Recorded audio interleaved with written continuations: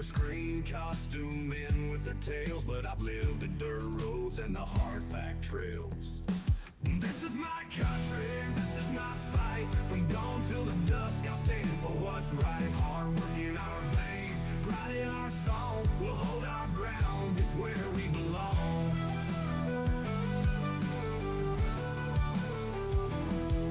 They're crushing the dreams in a factory town, telling us to lay our rifles down. But a country boy's grit, it just won't break, for the roots run deep in the lands we stake. I heard Grandpa's stories about the war in the farm. His legacy beats in the stubborn arm. No sooner decree can take his flame. As long as I breathe, I'll carry his name. This is my country, this is my fight. From dawn till the dusk, I'll stand for what's right. Hard work in our veins, pride in our song. We'll hold our ground, it's where we belong.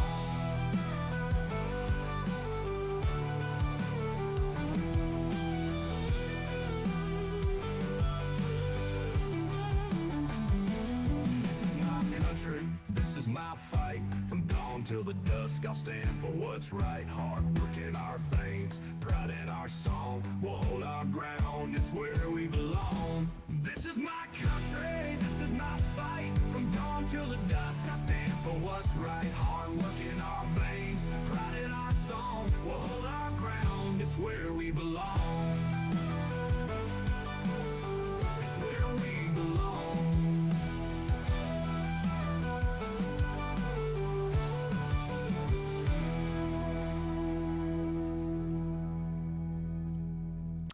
Well, friends, it's Macil Duncan, and welcome to the Macil Duncan Show, live from Chattanooga, Tennessee.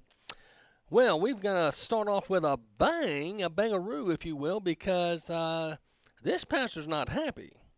I've been on the phone trying to contact Marcia Blackburn and Chuck Flashman, my senator and congressman, also Senator Haggerty.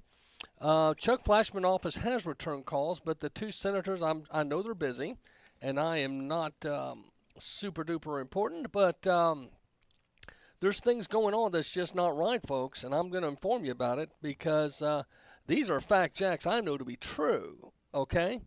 In East Tennessee, they're trying to stop people from helping their neighbor. I kid you not.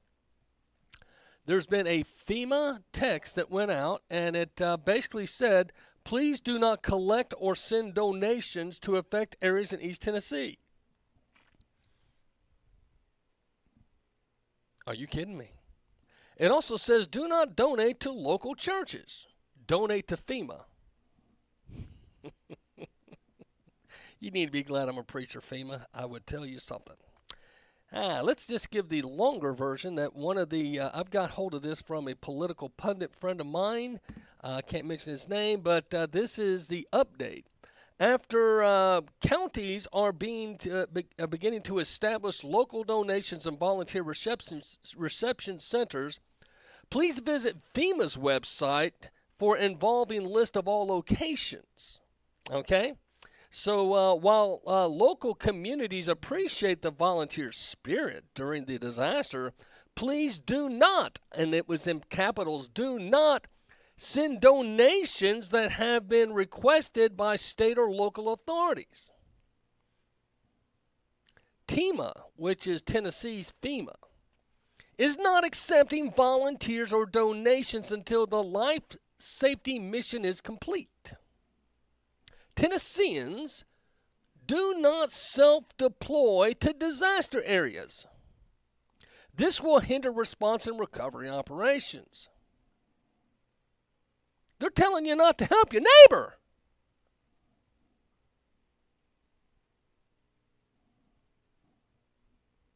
Kiss my hat. It's the best way I can say that.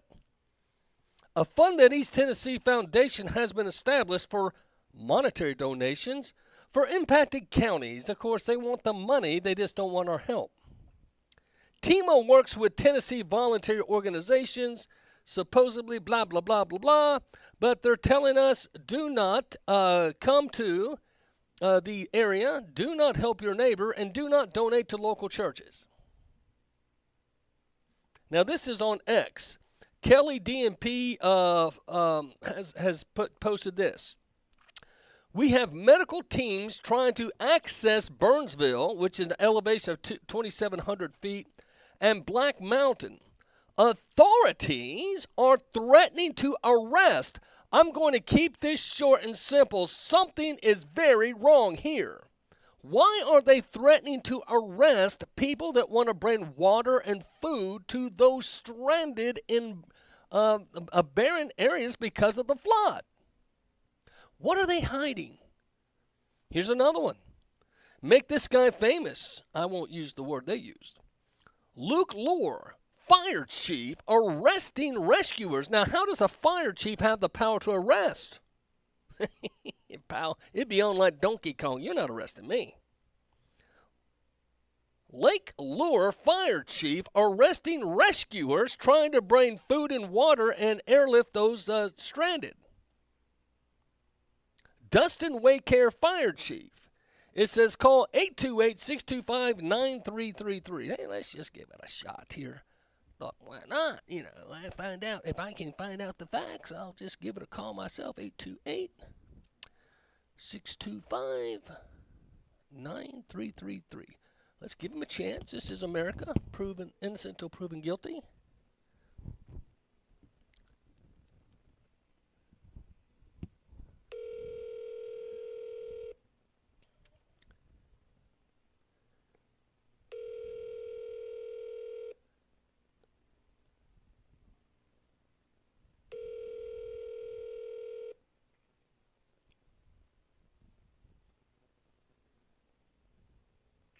Thank you for calling the Lake Lure Fire and Rescue. If you have an emergency, please hang up now and dial 911. To leave a message in the general mailbox, press 4. To leave a message for on-duty staff, press 2. To leave a message... Hello, my friends. This is unavailable. Please leave your message after the tone. When done, hang up or press the pound key. Yes, you're live on the radio at MacilDuncanRadio.com. We're in 37 states, Mexico, and Canada. We've received a text that your fire chief is arresting rescuers that are trying to deliver food and water airlift to those stranded in the area after the flood. Please tell us this is not true. I'm sure you have caller ID. Please call back if this isn't true. If we don't hear from you, we'll assume you are a creeper. Not cool, my friends. Not cool. So it's time to make noise. Call your senator. Call your congressman. Call anyone of authority that you have any connection with, especially in the state of Tennessee, and say, what the heck is going on? Why in the world would you tell people through FEMA and TEMA not to engage your neighbor in need? That goes against, if you're a Christian, that goes against our biblical principles. Love thy neighbor as yourself. Jesus said, I give you a new commandment. Love one another as I have loved you. This is unacceptable. Unless there's something they're hiding. I talked to a Baptist missionary on Monday, and I shared this with you. And he told me, he goes, Mesa, we are right now just focusing on the living.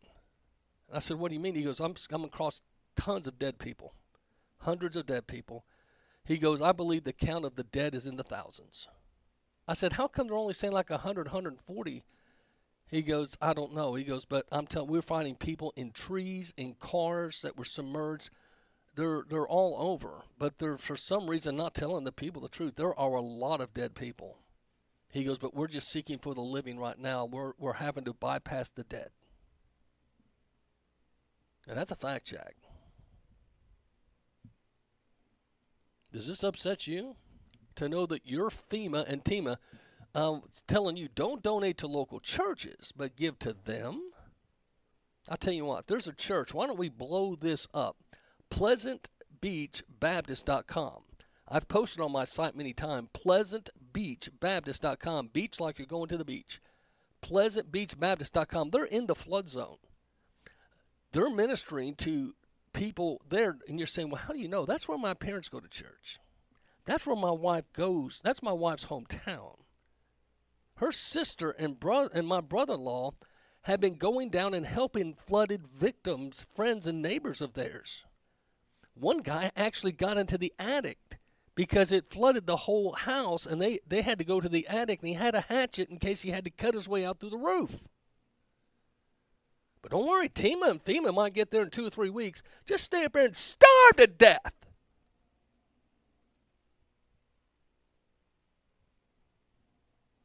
Not good. Not good at all.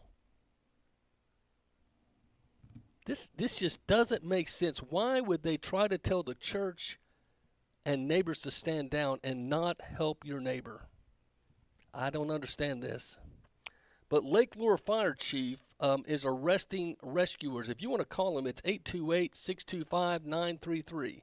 That's 828-625-9333. And again, that's the police chief, or excuse me, fire chief, trying to be the police chief, Dustin Waycaster. I'm hoping to hear back from him. But people are being accused, and this is Kelly DMP Functional International. She says, we have medical teams trying to assess Burnsville elevation and Black Mountain. Authorities are threatening to arrest us.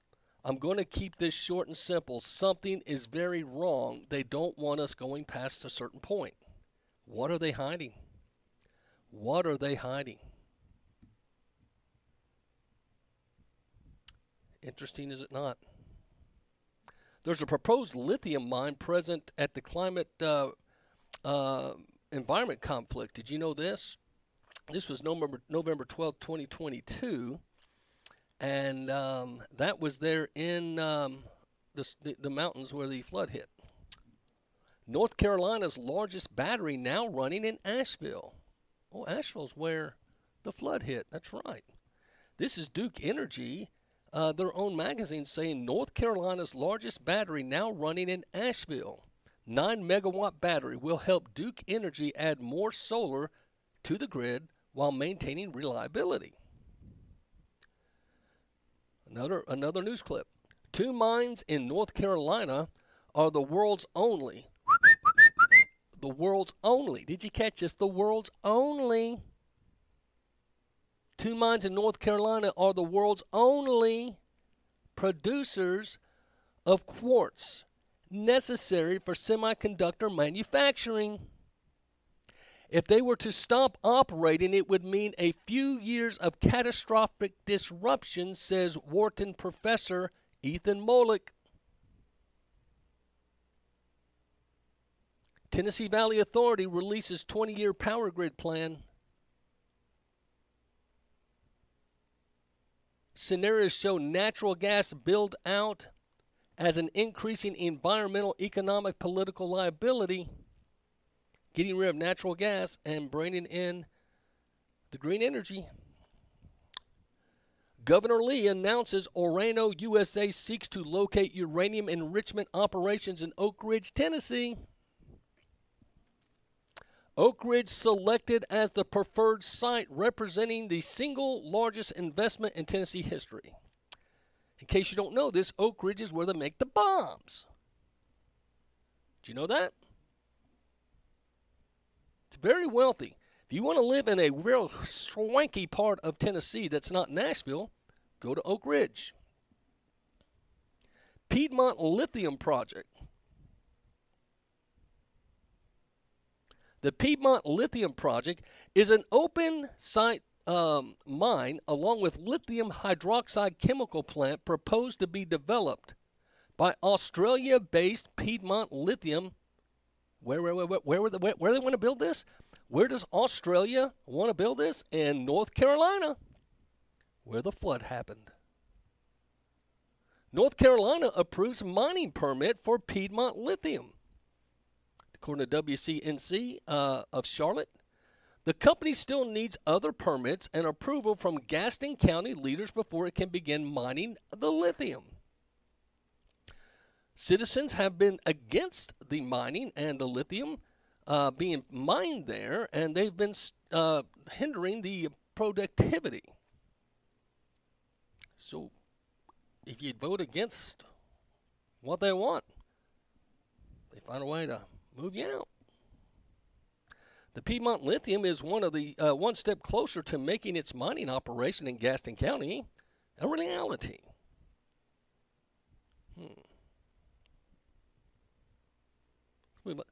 DOD enters agreement to expand domestic lithium mining for U.S. battery supply chains.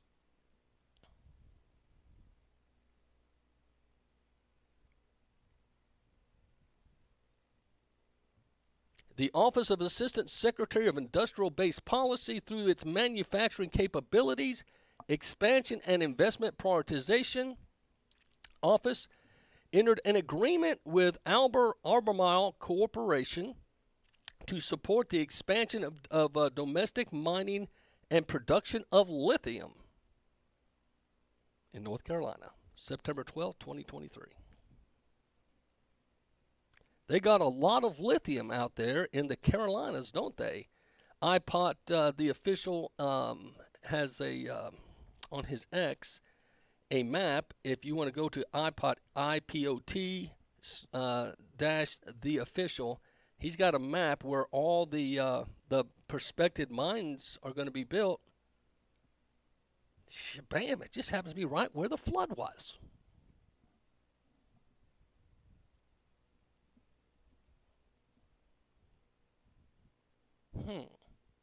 Why all these coinky-dinkies?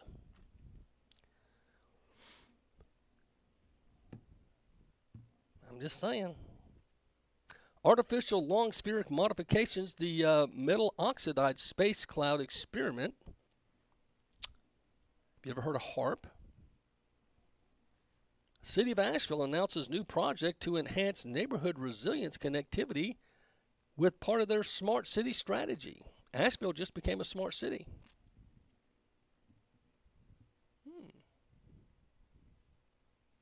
Okay, now tell me why they planned a processing plant with no mine nearby. Wow. One of my listeners sent this to me. So again, one of those coinky-dinks right where the flood happened in North Carolina, they've built a processing plant, but no mines yet to send to the processing plant. But they have on this map 6 mines they plan on building. But they'd have to move all those houses and all those businesses to put the mines in there. How are they going to do that? Carolina Lithium. You can go to Carolina Lithium and see some of this for yourself.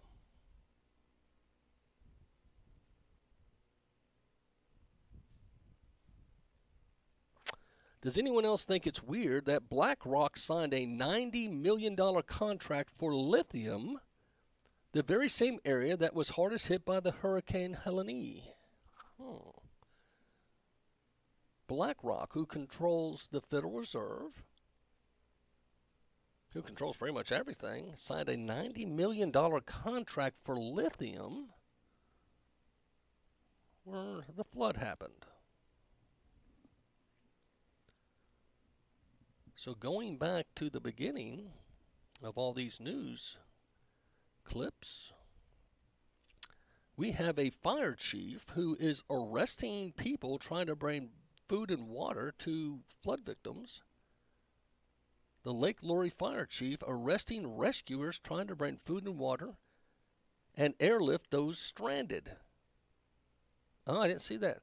There are people with private planes or helicopters, evidently, that have offered to try to airlift, and they don't want they said they're in a no-fly zone. Ooh. And again, Kelly DMP said, we have medical teams trying to access Burnsville, and Black Mount authorities are threatening to arrest us if we don't leave.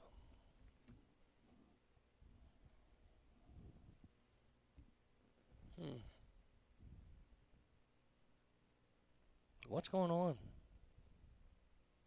Why did it take the 82nd Airborne 3 days?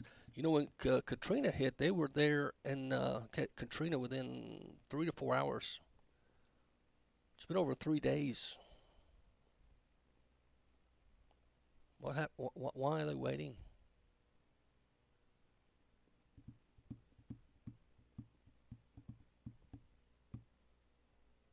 It's not adding up, my friends. It's not adding up. We'll be back after the break.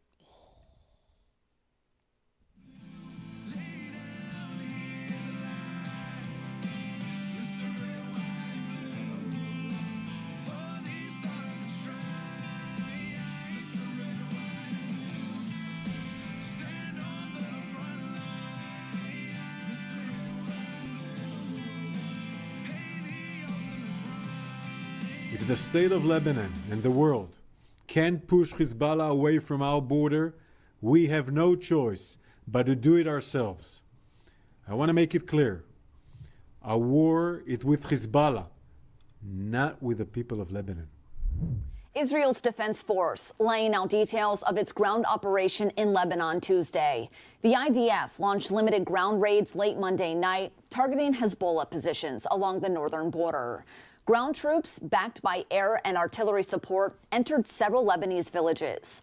Officials detailing the objective is to push Hezbollah forces back and reduce their ability to launch attacks on Israel's northern communities. Hezbollah also dug tunnels under homes in these villages close to the border with Israel. Tonight, we are declassifying a series of IDF operations conducted since the beginning of the war, aimed at dismantling Hezbollah's terrorist infrastructure and capabilities in the area of the Israel-Lebanon border. The operation follows approval by Israel's security cabinet of the next phase of the conflict, focusing on dismantling Hezbollah infrastructure that threatens Israeli border towns. Overall, IDF soldiers exposed and dismantled over 700 Hezbollah terror assets during these operations, and there's a lot more work to do. Reports of the incursions surfaced on social media and Arabic outlets earlier on Monday, but the IDF officially confirmed the raids Tuesday morning. During these operations, IDF special forces entered into Hezbollah compounds in dozens of locations along the border with Israel, collected intelligence, dismantled Hezbollah's weapons and terrorist infrastructures. Our soldiers entered Hezbollah's underground infrastructures, exposed Hezbollah's hidden weapon caches, and seized and destroyed the weapons, including advanced Iranian-made weapons. U.S. officials were briefed ahead of the operation, with Israel assuring the raids would be limited in scope and duration. While U.S. Defense Secretary Lloyd Austin raised concerns about potential escalation, he reaffirmed U.S. support for Israel's right to dismantle Hezbollah's attack infrastructure. In response, Hezbollah launched rockets into northern Israel. Air raid sirens sounded in several towns, with some rockets intercepted by the IDF and others landing in open areas. Israeli airstrikes followed, targeting Hezbollah strongholds in southern Beirut. Countries like Germany, Bulgaria, and Canada are evacuating diplomats and citizens from Lebanon as concerns over further escalation grow. Charter flights from Beirut's international airport have been arranged. Meanwhile, Israeli airstrikes over the past weeks have weakened Hezbollah's communications and leadership. For Straight Arrow News, I'm Lauren Taylor. For more of our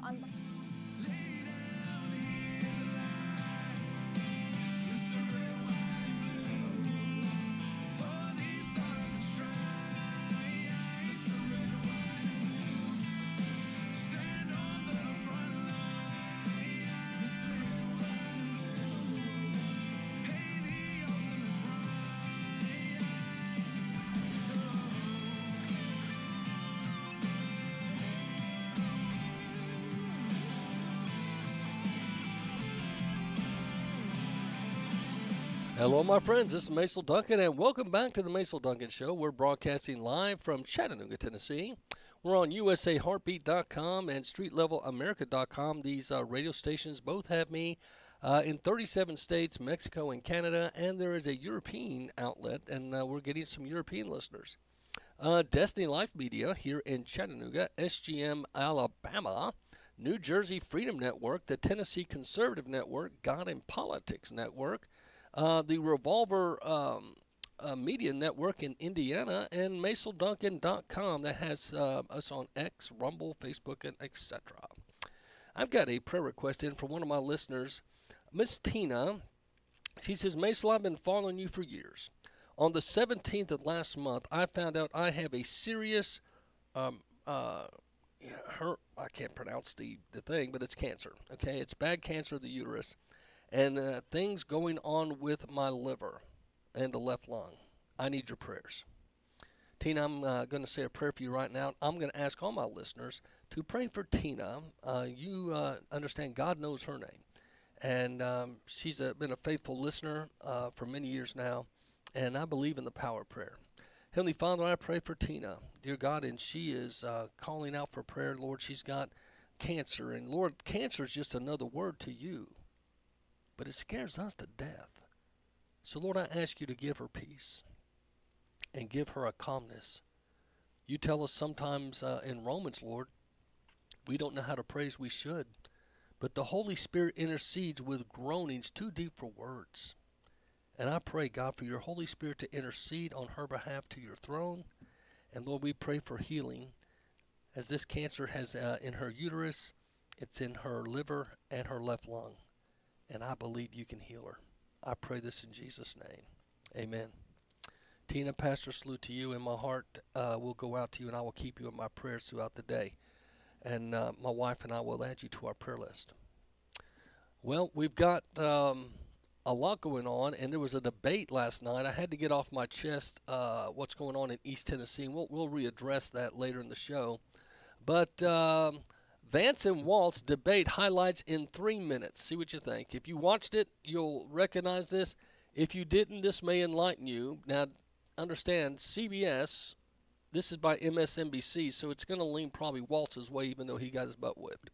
Let's introduce the candidates. Minnesota's Democratic Governor Tim Walz and Ohio's Republican Senator J.D. Vance tonight meeting for the first time. First of all, let's start with the hurricane, because it's an unbelievable, unspeakable human tragedy. I'm sure Governor Walz joins me in saying our hearts go out to those innocent people, our prayers go out to them, and we want as robust and aggressive as a federal response as we can get. Senator Vance has said that there's a climate problem in the past. Donald Trump called it a hoax, and then joked that these things would make more beachfront property to be able to invest in. We have a historic immigration crisis because Kamala Harris started and said that she wanted to undo all of Donald Trump's border policies. This is what happens when you don't want to solve it. You demonize it. And we saw this. And Senator Vance, and it surprises me on this, talking about and saying, I will create stories to bring attention to this.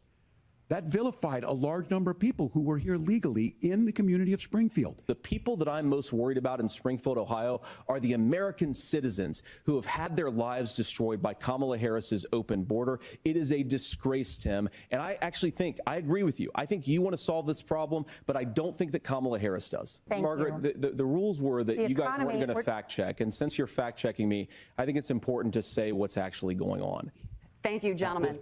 The CBP app has not been on the books since 1990. It's something that Kamala Harris created, Margaret. Gentlemen, the audience can't hear you because your mics are cut. But as I read the Minnesota law that you signed into law, the statute that you signed into law, it says that a doctor who presides over an abortion where the baby survives, the doctor is under no obligation to provide life-saving care to a baby who survives a botched late-term abortion. That is, I think, whether you're pro-choice or pro-abortion, that is fundamentally barbaric. These are women's decisions to make about their healthcare decisions, and the physicians who know best when they need to do this. Trying to distort the way a law is written to try and make a point, that's not it at all. What was I wrong about, Governor? Please tell me, what was I wrong about? That is not the way the law is written. Well, I think all the parents watching tonight, this is your biggest nightmare. Look, I got a 17-year-old, and he witnessed a shooting at a community center playing volleyball. Those things don't leave you. I 100% believe that Senator Vance hates it when these kids, it's abhorrent and it breaks your heart. I agree with that. But that's not far enough when we know there are things that worked. Tim, first of all, I didn't know that your 17-year-old witnessed a shooting. And I'm sorry about that, and I hope that he's doing okay. So. Christ have mercy. January 6th was not Facebook ads. This was a threat to our democracy in a way that we had not seen. And it manifested itself because of Donald Trump's inability to say. He is still saying he didn't lose the election. I would just ask that. Did he lose the 2020 election? Tim, I'm focused on the future. Did Kamala Harris censor Americans from speaking their mind in the wake of the 2020 COVID situation? That is a damning non-answer. Kamala Harris is bringing us a new way forward. She's bringing us a politics of joy. She's bringing real solutions for the middle class, and she's centering you at the heart of that. We have the greatest country, the most beautiful country, the most incredible people anywhere in the world. But they're not going to be able to achieve their full dreams with the broken leadership that we have in Washington. And I've got to agree. So that was the 3-minute MSNBC cut version, and you can imagine they probably left out some things, but you know, that's what they do. That's a CBS for you. So this is the Associated Press version. Let's see what they've got on the debate. Is what's on everyone's mind. Donald Trump put this all into motion. He brags about how great it was that he put the judges in and overturned Roe versus Wade, 52 years of personal autonomy. And then he tells us, oh, we send it to the states. It's a beautiful thing. And the catch-all on this is, well, the states will decide what's right for Texas might not be right for Washington. That's not how this works. This is basic human right. We have seen maternal mortality skyrocket in Texas, outpacing many other countries in the world. At earning the American people's trust back on this issue where they frankly just don't trust us. And I think that's one of the things that Donald Trump and I are endeavoring to do. I want us as a Republican Party to be pro-family in the fullest sense of the word. I want us to support fertility treatments. I want us to make it easier for moms to afford to have babies. I want it to make it easier for young families to afford a home so they can afford a place to raise that family. Now, of course, Donald Trump has been very clear that on the abortion policy specifically, that we have a big country and it's diverse. And California has a different viewpoint on this than Georgia. Georgia has a different viewpoint from Arizona. And the proper way to handle this, as messy as democracy sometimes is to let voters make these decisions, let the individual states make their abortion policy. And I think that's what makes the most sense in a very big, a very diverse, and let's be honest, sometimes a very, very messy and divided country. So abortion was a key part there. And I think anybody'd have to be an idiot not to understand there's a difference between pro-life and pro-choice. And one is celebrates death, and one celebrates life. It's just it is very, to me, black and white. Others don't. But this is J.D. Vance's closing remarks. See what you think. We're at the break. I got to take a break. I'll be back.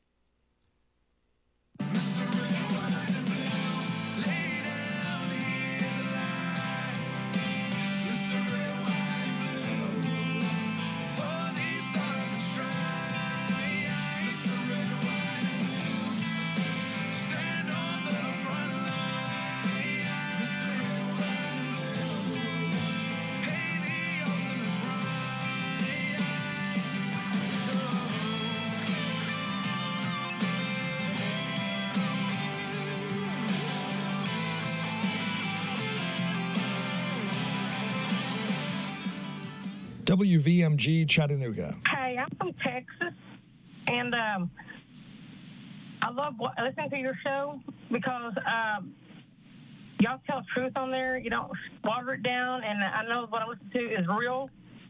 And so, yes, just want to say that I'm glad that you're doing the show, and I'm friends with Jolene, and I do love America. I really do. Keep going, gung-ho, guys, with the show. We got your back. Bye. Okay, so Sarah, I'm dropping you off at Emily's. Yep. And Josh, you're going to? Soccer, Dad. Soccer practice. Right. Oh, by the way, I just wanted to let you know when I pick you both up, I'll be wearing my short shorts. What? No! Yep, and my dorky dad hat, and I'm going to do my dad dance for all your friends. They'll love it! Seriously? Why? Because I like my short shorts. Of course, I could be talked out of it if you guys would just buckle up your seatbelts without giving me a hard time. It's important to get your kids to buckle up for safety, no matter what it takes. And sometimes, all it takes is your parental powers of persuasion.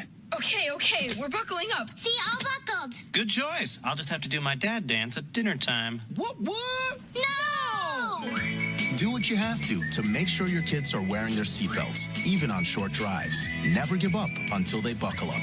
A message from the National Highway Traffic Safety Administration and the Ad Council. Visit safercar.gov/kidsbuckleup for more information. All those smiling, happy faces, laughing, enjoying life. Then I turn the TV off, and I'm back to reality. The faces here are not so happy after the spill. I mean, just look around. The fourth-generation shop owner who'd give anything to turn on his dusty open sign. The fisherman with the 1,000-mile stare. People of the Gulf region have been through a lot, and we're pretty good at bouncing back, but we can all use some help from time to time. If you're experiencing increased anxiety, worry, or anger, you should know that the assistance you may need to help you cope is here. For confidential counseling, call 800-985-5990. 800-985-5990. Or text TALK WITH US to 66746. With help, you won't need a TV to see a smiling face, only a mirror. A message from the U.S. Department of Health and Human Services and the Ad Council. Message and data rates may apply. I've had trouble with Angel trying to finish high school. He's always struggled through even elementary. It would be frustrating because sometimes I would talk to him and he wouldn't even turn around and look at me. I would ask him, so you're going to school today, right? He would say, yeah. And then later during the day, I would get a phone call saying he wasn't in class. He dropped out for a whole month. There's a time that I just gave up. I just decided, you know what, I don't know what to do with you. I mean, I pretty much have done everything to try to get you back to school. You know, you feel that maybe you're not a good parent, or maybe we don't know how to fix the problem. I really didn't have many people to look to but myself. Now I think that it's gotten a lot better. Now I at least have hope that he'll finish high school. I can't give up. He's still my son. You know, I can't give up. Give your teen the boost they need to graduate. Call 1-877-4A-KID or join us at boostup.org for tips and advice. Brought to you by the U.S. Army and the Ad Council.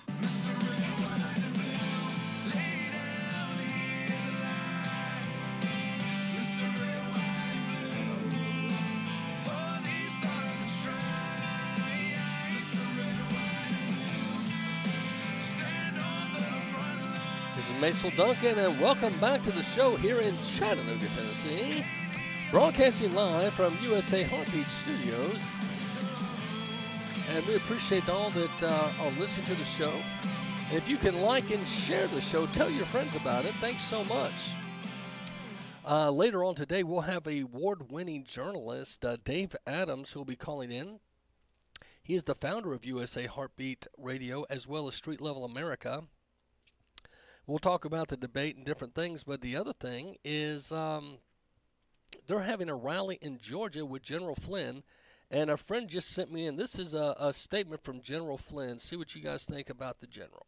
In a period where we're going to see such a level of desperation in these next 37 days, and I want people to understand that what you think you have been through already, you know, the last 8 years, what we are about to experience in these next couple of weeks, this next month plus, I think that it's going to blow the minds of people. I mean, I think we're going to see some things that we have not experienced as a nation. And as you said earlier, I actually feel very blessed to be alive right now because, I mean, I have studied our country. I have studied our founders. I've studied the warfare, the wars that we have been in. And I look at things and I say, God, you know, we're in the lead here. We have the momentum on our side. We have the mass of people on our side. We have the majority on our side. All we have to do is make the decision to get out of the bleachers, get onto the field, folks, and leave it all on the field in these next 37 days. Do not leave yourself with any excuses on the 6th of November by saying, well, I woulda, shoulda, coulda done something else. You do it now and do it for the next 37 days as hard as you can. That's why I'm out here in studio with Alex, because I'm traveling again around this country basically with the same message to get people fired up, to get people inspired, to give people hope, and to make sure that the American people understand that we are in a war right now. This is a, intellectual, physical, emotional, and definitely a spiritual war. And I appreciate the fact that you, Alex, always bring the idea of faith back into this. So that's General Flynn saying we are at a war. He said spiritual, emotional, financial, and political, etc. And I appreciate General Flynn. I don't know what your thoughts on him. Don't forget, he was the interesting thing. He was a Democrat, a lifelong Democrat that came on board with Donald Trump. He was at the NSA, and he knows where the bodies are buried. He was a part of Donald Trump's administration. And when the first 100 days, Mike Pence was over the transition team, and Mike Pence had him fired. If you remember, he was talked into having an interview. And James Comey later said in some briefs that were released that he could not believe Flynn met them alone because Flynn thought there was no problem. But they trapped him. Then he said they twisted his words, and then they said, we're going to take down your family and your son if you don't plead guilty to some trumped-up charges. And if you remember, they kept him in trial for 4 years, off and on. They bankrupted him. He had to sell his house to stay solvent. And finally, Trump had to pardon him because the federal judge, even though he was found innocent by a jury, the federal judge did something no one's ever done before. He called in a retired judge and did some kind of a passover as if this guy could continue like a special prosecutor. Never in American history has it been done before. That's how bad these deep state people are. Now, I shared this the other day, and I am not trying to be one of these goofballs with a conspiracy theory, but I have a retired federal agent that called me and said, Mace, you need to know that there is such a thing as an Illuminati and a deep state. They hate Trump. And we talked briefly. I'm hoping to have some more information to you soon. That special agent has sent me some information today about the flooding. And the thing about what's going on with this agent's the one that sent me this text, and I shared it with you earlier, that there is a fire chief arresting rescuers trying to bring food and water and airlift those stranded. Dustin Waycaster is the fire chief. You can call at 828-625-9333. That's 828-625-9333. And ask for Fire Chief Dustin Waycaster and why he is not only stopping, but doing citizens' arrests of people trying to bring supplies to those that are without water and food. This is not normal, folks. Why would a fire chief try to turn out and he's trying to be some kind of a law enforcement person? Also, Kelly DMP, this agent sent me, we have medical teams trying to access Burnsville Elevation and Black Rock Mountain. Authorities are threatening arrest. I'm going to keep this short and simple. Something is very wrong here. So something's happening up in these mountains, and I went through a plethora of other things that were sent to me. There's lots of lithium. There's mines. And BlackRock just spent $90 million to buy land in that area where the floods happened. The 82nd Airborne has, when Katrina hit, within 3 or 4 hours, they were there on site. 3 days, they haven't left. Something's wrong. On top of that, I shared with you this. Residents there in the flooded area are getting this text from FEMA and from TEMA. It's to Tennessee. Please do not collect or send donations to affect areas in East Tennessee. I repeat, this is from TEMA, the Tennessee Emergency Mandate.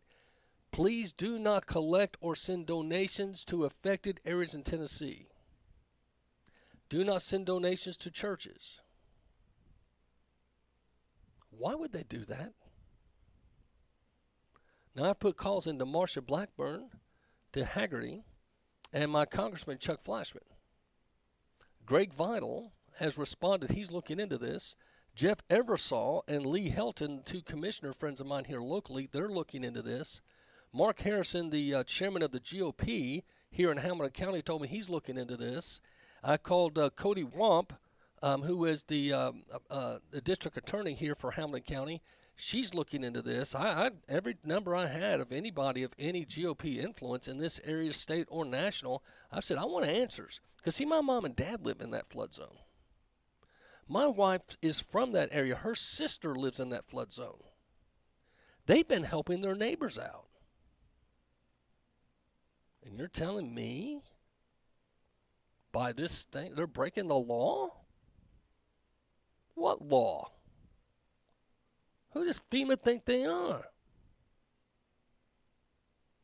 You can't go in there and tell people don't help your neighbor, don't give to churches. That's wrong. It's wrong.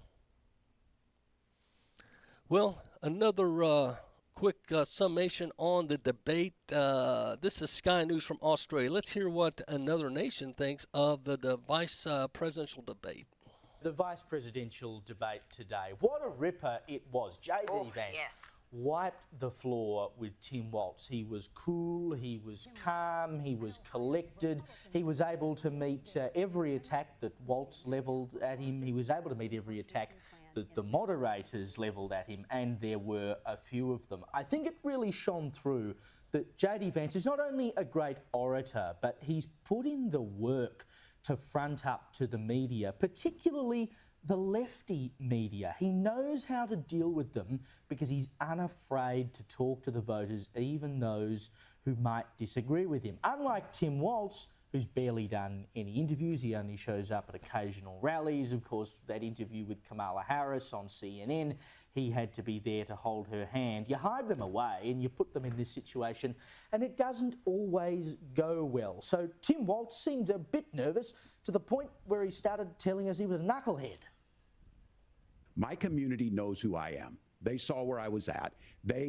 Look, I will be the first to tell you, I have poured my heart into my community. I've tried to do the best I can, but I've not been perfect, and I'm a knucklehead at times. My commitment has been from the beginning to make sure that I'm there for the people, to make sure that I get this right. I will say more than anything.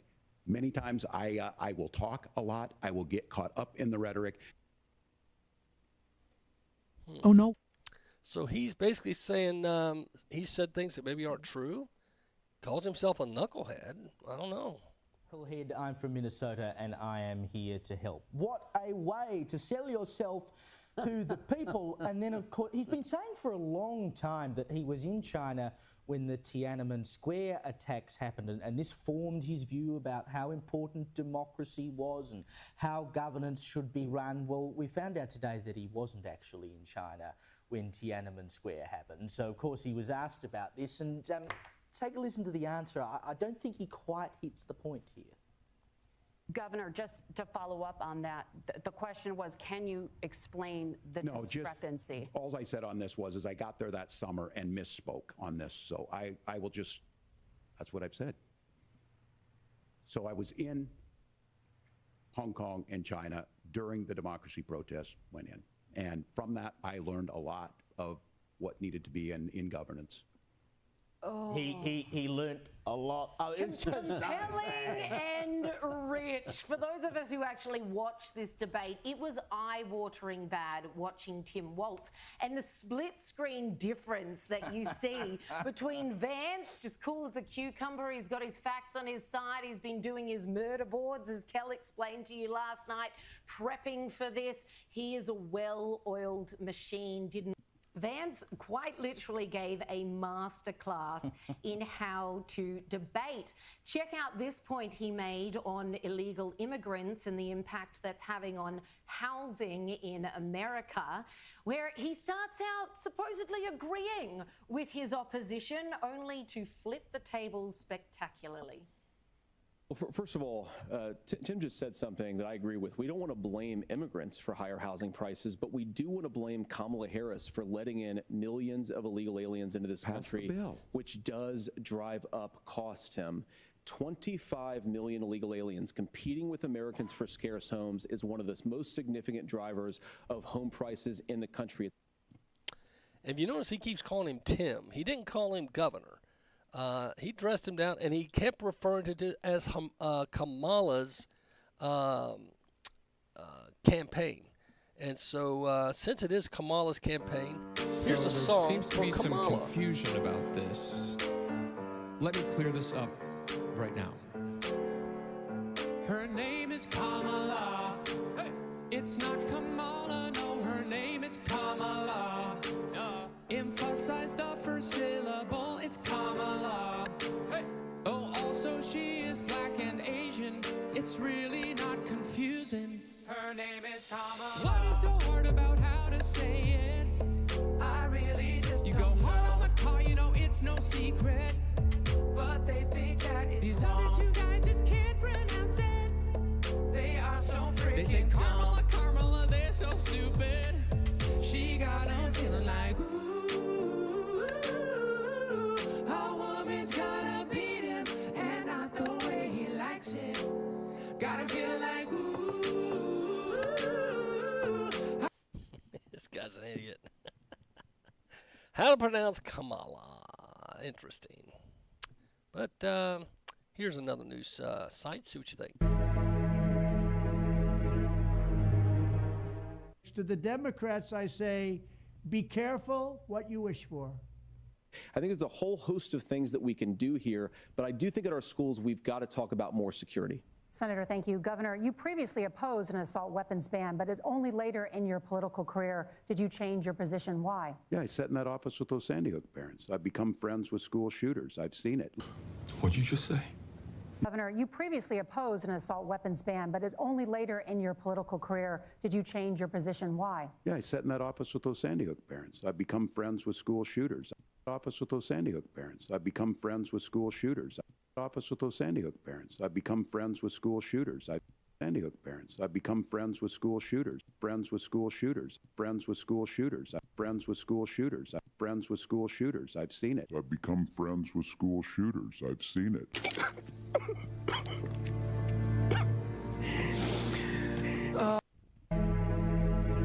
So, he's become friends with school shooters.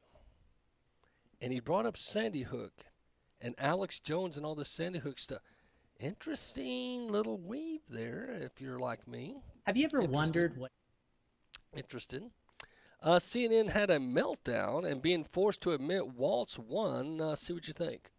J.D. Vance went head-to-head in their first ever vice presidential debate, broadcast live on CBS. The debate was praised for being much more substantive than the presidential debate between Kamala Harris and Donald Trump just last month, with a much deeper dive into policy issues rather than personal jabs, which characterized the Harris-Trump debate. Preparation and execution here on Waltz's part. I think actually it's the opposite. I think he had too much preparation. Maybe, yeah. He had so many lines that he was clearly trying to say that he didn't listen and said when J.D. Vance said one of the many things he really hit Kamala Harris on, not Tim Walz, but Kamala Harris, he didn't respond because he clearly had things in his mind. I think the lack of interviews that he has done with national media, with local media, it showed. Thank you, Dana Bash. Miss Liberal admitted Waltz has not done enough interviews and it hurt him, and they're admitting that he lost the debate, and that's pretty interesting. Governor, you previously opposed an assault weapons ban, but only later in your political career did you change your position. Why? Yeah, I sat in that office with those Sandy Hook parents. I've become friends with school shooters. I've seen it. Look, the NRA, I was an NRA guy for a long time. They used to teach gun safety. I'm of an age where my shotgun was in my car so I could pheasant hunt after football practice. That's not where we live today. And several things I want to mention on this. What do you mean we that can't live it today? You can go hunting today, Tim. You're a nut job, my friend. Nut job. See what you think of this. President Trump, truckloads and to the families and loved ones of those who have perished, we mourn alongside of you and we grieve every single life so tragically lost. I'd like to now ask for a moment of silence and prayer, if you would, for those who have died. Thank you. 1 minute later. We look out for one another, we pull together, we pitch in, we persevere, and we pull it through. That is really the American spirit. That's what made America originally great. And that's why today I've come to Valdosta with large semi-trucks, many of them, filled with relief aid and a tanker truck filled up with gasoline. We have a couple of the big tanker trucks filled up with gasoline, which they can't get now. And we'll be working to distribute it throughout the day. So I got to ask this. How come Trump can go down to Georgia and help people with food, gas, and water, but we can't? Now, technically, Trump's a private citizen right now. Of course, he's in Georgia. What is happening with FEMA and TEMA that they don't want us to see what's happening in those mountains of North Carolina and Tennessee? It's not making sense. It's just not making sense. And that's just me. This is John Kerry. Polls indicate Americans' trust in the media is at an all-time low. It's one of the rare issues Americans agree on across the political aisle. The right often calling much of what the mainstream media reports as fake news, and the left categorizing much of the reporting from the right as a disinformation problem. But how to resolve it remains partisan. The issue coming into the spotlight recently after John Kerry, former President Obama's Secretary of State, called the First Amendment a major block in having any sort of accountability on facts from the media. So former Senator John Kerry and Secretary of State John Kerry says that the First Amendment is a problem. He also said not too long ago the Second Amendment's a problem, freedom of the press. Excuse me, he said the freedom of speech, freedom of the press, and then the Second Amendment, the right to bear arms. So the Democrats want to do away with your free speech, freedom of the press, and they don't want you to have arms. Now, the problem with freedom of the press is someone like me, an independent reporter that gives you views on, see, they see us as a problem because we're not dyed in the wool into their mantra and their minutia. See, it gives them a problem. So I think it's interesting that we pay attention, be wise, and understand these people. Now, one reason I think they're trying to do this is people like George Soros is buying up radio stations so he can control the narrative. The Biden administration approves the Soros-backed group's bid to take over more than 200 radio stations nationwide. The Federal Communications... Hear that? The DNC backed the FCC for a fast-paced takeover of radio stations, over 200. They fast-tracked it and allowed a non-American to buy 200 radio stations. Listen again. The Biden administration approves the Soros-backed group's bid to take over more than 200 radio stations nationwide. The Federal Communications Commission released the text of its 3-2 decision on Monday, allowing Audacity, Inc. to transfer its radio licenses to a nonprofit. That organization, the Fund for Policy Reform, is headed by a 4-person board, including Soros' son, Alex. It's a top Democrat donor. The FCC's decision has drawn concerns from GOP lawmakers over the approval process and the Soros' family leftist leanings. There's a problem, my friends, and I think we had better be wise as Americans. This is not going to end well for us. Well, I just want to remind you a couple of things I've got in my runner. If you're following us online, and this is interesting. We've talked about the Tuesday evening, the Waltz and Vance debate. Everyone's calling Vance the winner, and so I think it's pretty clear. Within 15 minutes, they said you could tell that Waltz was not prepared. And so different ones went on to say Waltz looked nervous, uncomfortable, and unprepared. So that's one of the things. Blaze Media reports Waltz tries to use Bible, Jesus words, to push Democrats' agenda on border crisis, but there are two major problems. I don't talk about faith a lot, but Matthew 25:40 talks about, to the least among us, you must do unto me. Now, Democratic vice presidential nominee Tim Waltz appeared to use the Bible on Tuesday to support Democratic agenda mantra. While discussing the immigration crisis, Waltz repeatedly asserted that immigration bill Democrats sought to pass earlier this year, but twice failed to pass, would solve immigration problems. There is, of course, no evidence to support that, And President Joe Biden doesn't need and never needed new laws to enforce the existing immigration laws. He just had to enforce the ones on the books. So he again tried to use the Bible, and I think that's interesting for Waltz, who is a flaming liberal, to try to use the Bible, and it's of course an attempt to try to sway Christian votes. Just in, New York Mayor Eric Adams likely to be hit with additional charges after speaking out against illegal alien invasion. And I told you that. He talked about the cities were getting overrun, not funded enough, and he talked about borders when he said this, meaning the northern border, because New York is near Canada, and the southern border. And when he spoke out against the Biden administration, even Donald Trump said he'll get indicted for this. And that is exactly what has happened.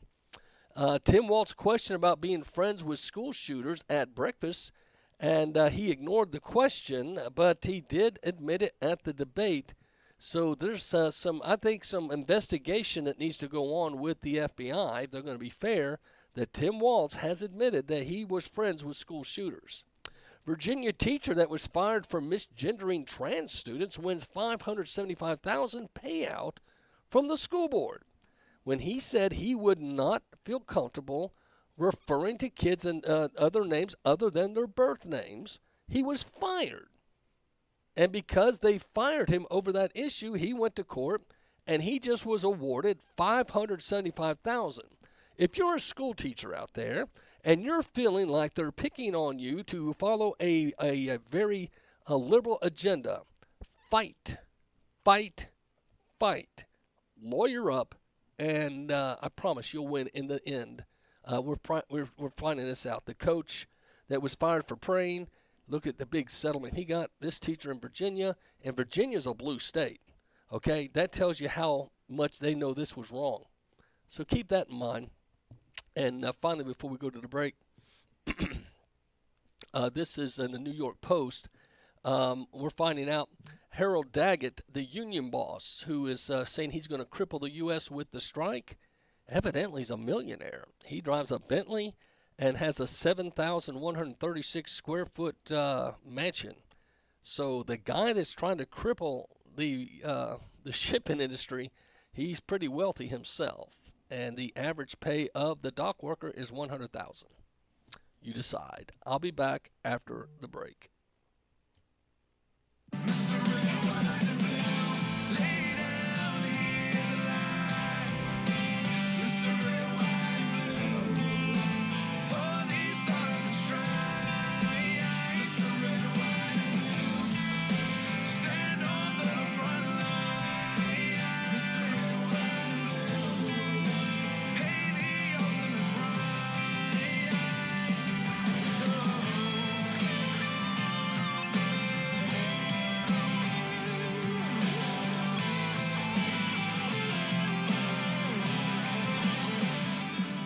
Hi, this is Renee for The Republic. StarSpangled.com, a mission to awaken souls and help save America, headquartered in the South. I recommend the Macil Duncan radio show because, as a former news journalist, I know how important it is to find credible sources in today's world gone mad.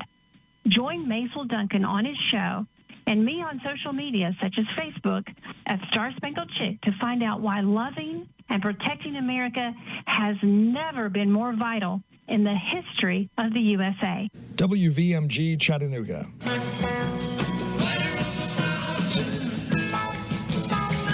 Hi, I'm Mickey Hart of the Grateful Dead, and we've traveled all over the world, from Amsterdam to the Great Pyramids of Egypt. But I can't think of anywhere more full of beauty, life, and music than our own national forests. I love the forest, but you know, all its beauty can be taken away from us through one careless act.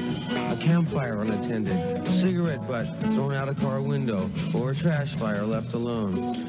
You see, one little fire can quickly become one big fire, a forest fire. And before you know it, the trees stop swaying, the flowers stop blooming, and the birds stop singing. So please, be careful in the forest.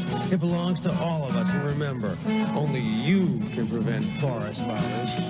A public service of this station, the Forest Service, USDA, your state foresters, the Ad Council, and the Grateful Dead. This is the sound of a brand new outdoor grill being hurled off a 20-story building. Now a stylish glass coffee table. An electric guitar. These are the things you could enjoy, all cast into oblivion. Because when you throw away money on wasted electricity, you throw away everything you could have bought with it. Visit EnergySavers.gov and get tips on how to save energy and money. Then do things like switch to Energy Star light bulbs or Energy Star appliances, and you could save hundreds of dollars a year. So this doesn't happen to the recliner you've had your eye on, or this to the treadmill on your wish list, or this to the shiny new bike your kid's been asking for. Saving energy saves you money. Learn more at EnergySavers.gov. Brought to you by the U.S. Department of Energy and the Ad Council. Want to fight childhood asthma? Then fight it with a scrub brush and a hot soapy towel. Even in the neatest and tidiest homes, if there's so much as a crumb to eat or a drop to drink, household pests like bugs and mice will do all that they can to get it. Creepy crawlies like bugs and mice are unpleasant enough as it is, but they're more than just a nuisance for kids with asthma because they can actually trigger an asthma attack. So give them a whole lot of nothing. Sweep up crumbs, wipe down tables, scrub dishes before they pile up in the sink, and store leftovers in plastic bags or bowls. Don't leave them so much as one tidbit or nibble, and you can stop a childhood asthma attack before it starts. Discover other simple ways to prevent an asthma attack. Call 1-866-NO-ATTACKS or visit noattacks.org, because no child should feel like a fish out of water. A public service message brought to you by the U.S. EPA, the Ad Council, and this station.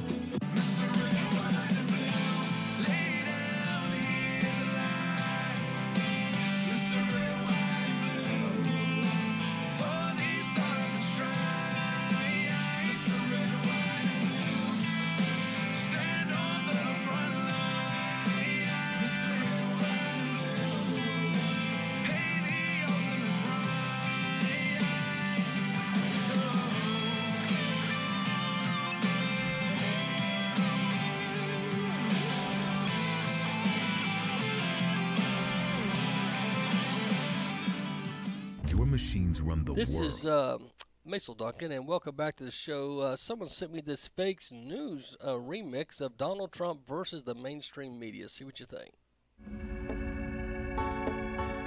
You know, I've been hearing more and more about a thing called fake news. Fake news. I've seen people destroyed, and I think it's very unfair. Some of the media outlets that I deal with the fake news. Fake news. I think it's a disgrace. An absolute disgrace, but I don't think they care. Well, first of all, one of the reasons I'm here today is to tell you the whole Russian thing, that's a ruse. It's a ruse. I own nothing in Russia. I don't have any deals in Russia. Russia is fake news. I just see many, many untruthful things. The press has become so dishonest. The public doesn't believe you people anymore. So that's a funny one. I don't know about you, but some of these songs can get you a little tickled. This is the one about Hillary Clinton. See what you think. It's about her and James Comey. What difference does it make? Good morning. I'm here to give you an update on the FBI's investigation of Secretary Clinton. What I want to do is tell you what we're recommending. But first, let me tell you what we found. 110 emails in 52 email chains have been determined to contain classified information. What difference at this point does it make? 8 of those chains are top secret, 36 of those chains secret, and 8 contain confidential information. What difference at this point does it make? Everything I did was admitted. There was no law, no regulation. Secretary Clinton should have known that an unclassified system was no place for that conversation. I did not email any classified material to anyone on my email. None of these emails should have been on any kind of unclassified system, not even Gmail. Well, first of all, nothing was marked classified. To the contrary. Nothing was marked classified. There is evidence. Nothing was marked classified. Now let me tell you what we found. Oh my God. 110 emails. It was not the best choice.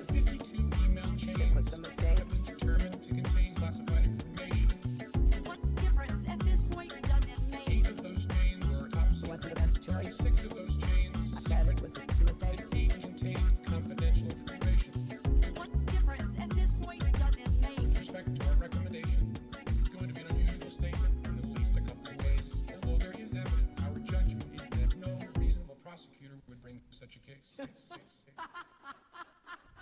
I know there will be intense public debate. I know there will be intense public debate. I know there will be intense public debate. Public debate. What difference at this point does it make? Do you guys remember this? Hillary Clinton, the classic statement.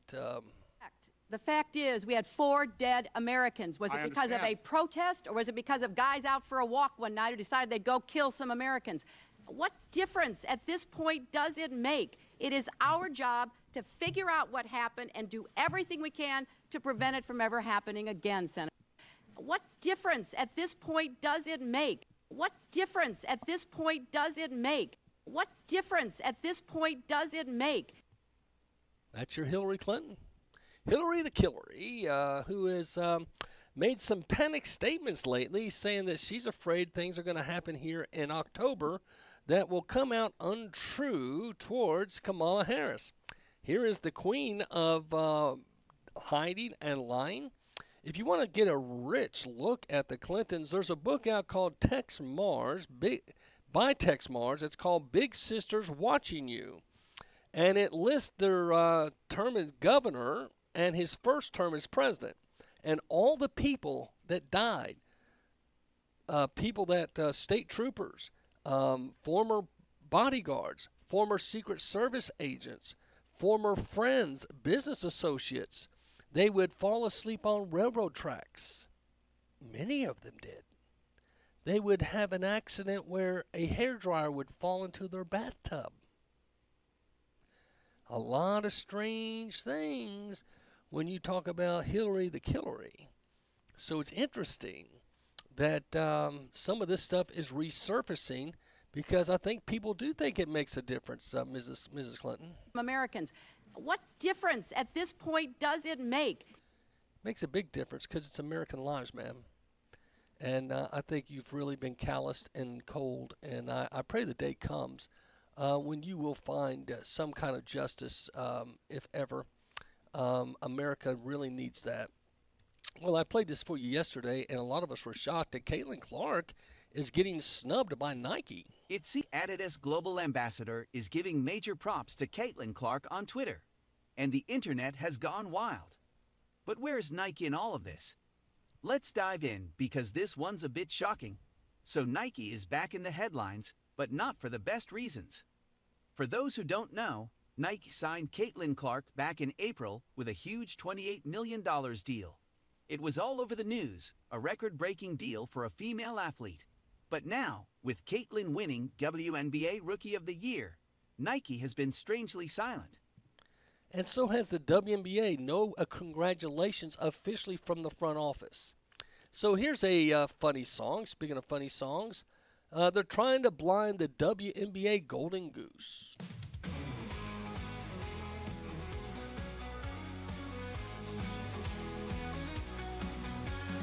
Caitlin stepped into the spotlight, shining like the sun. A golden girl with everything. Her journey had begun, but they couldn't stand her brightness. Couldn't take her light.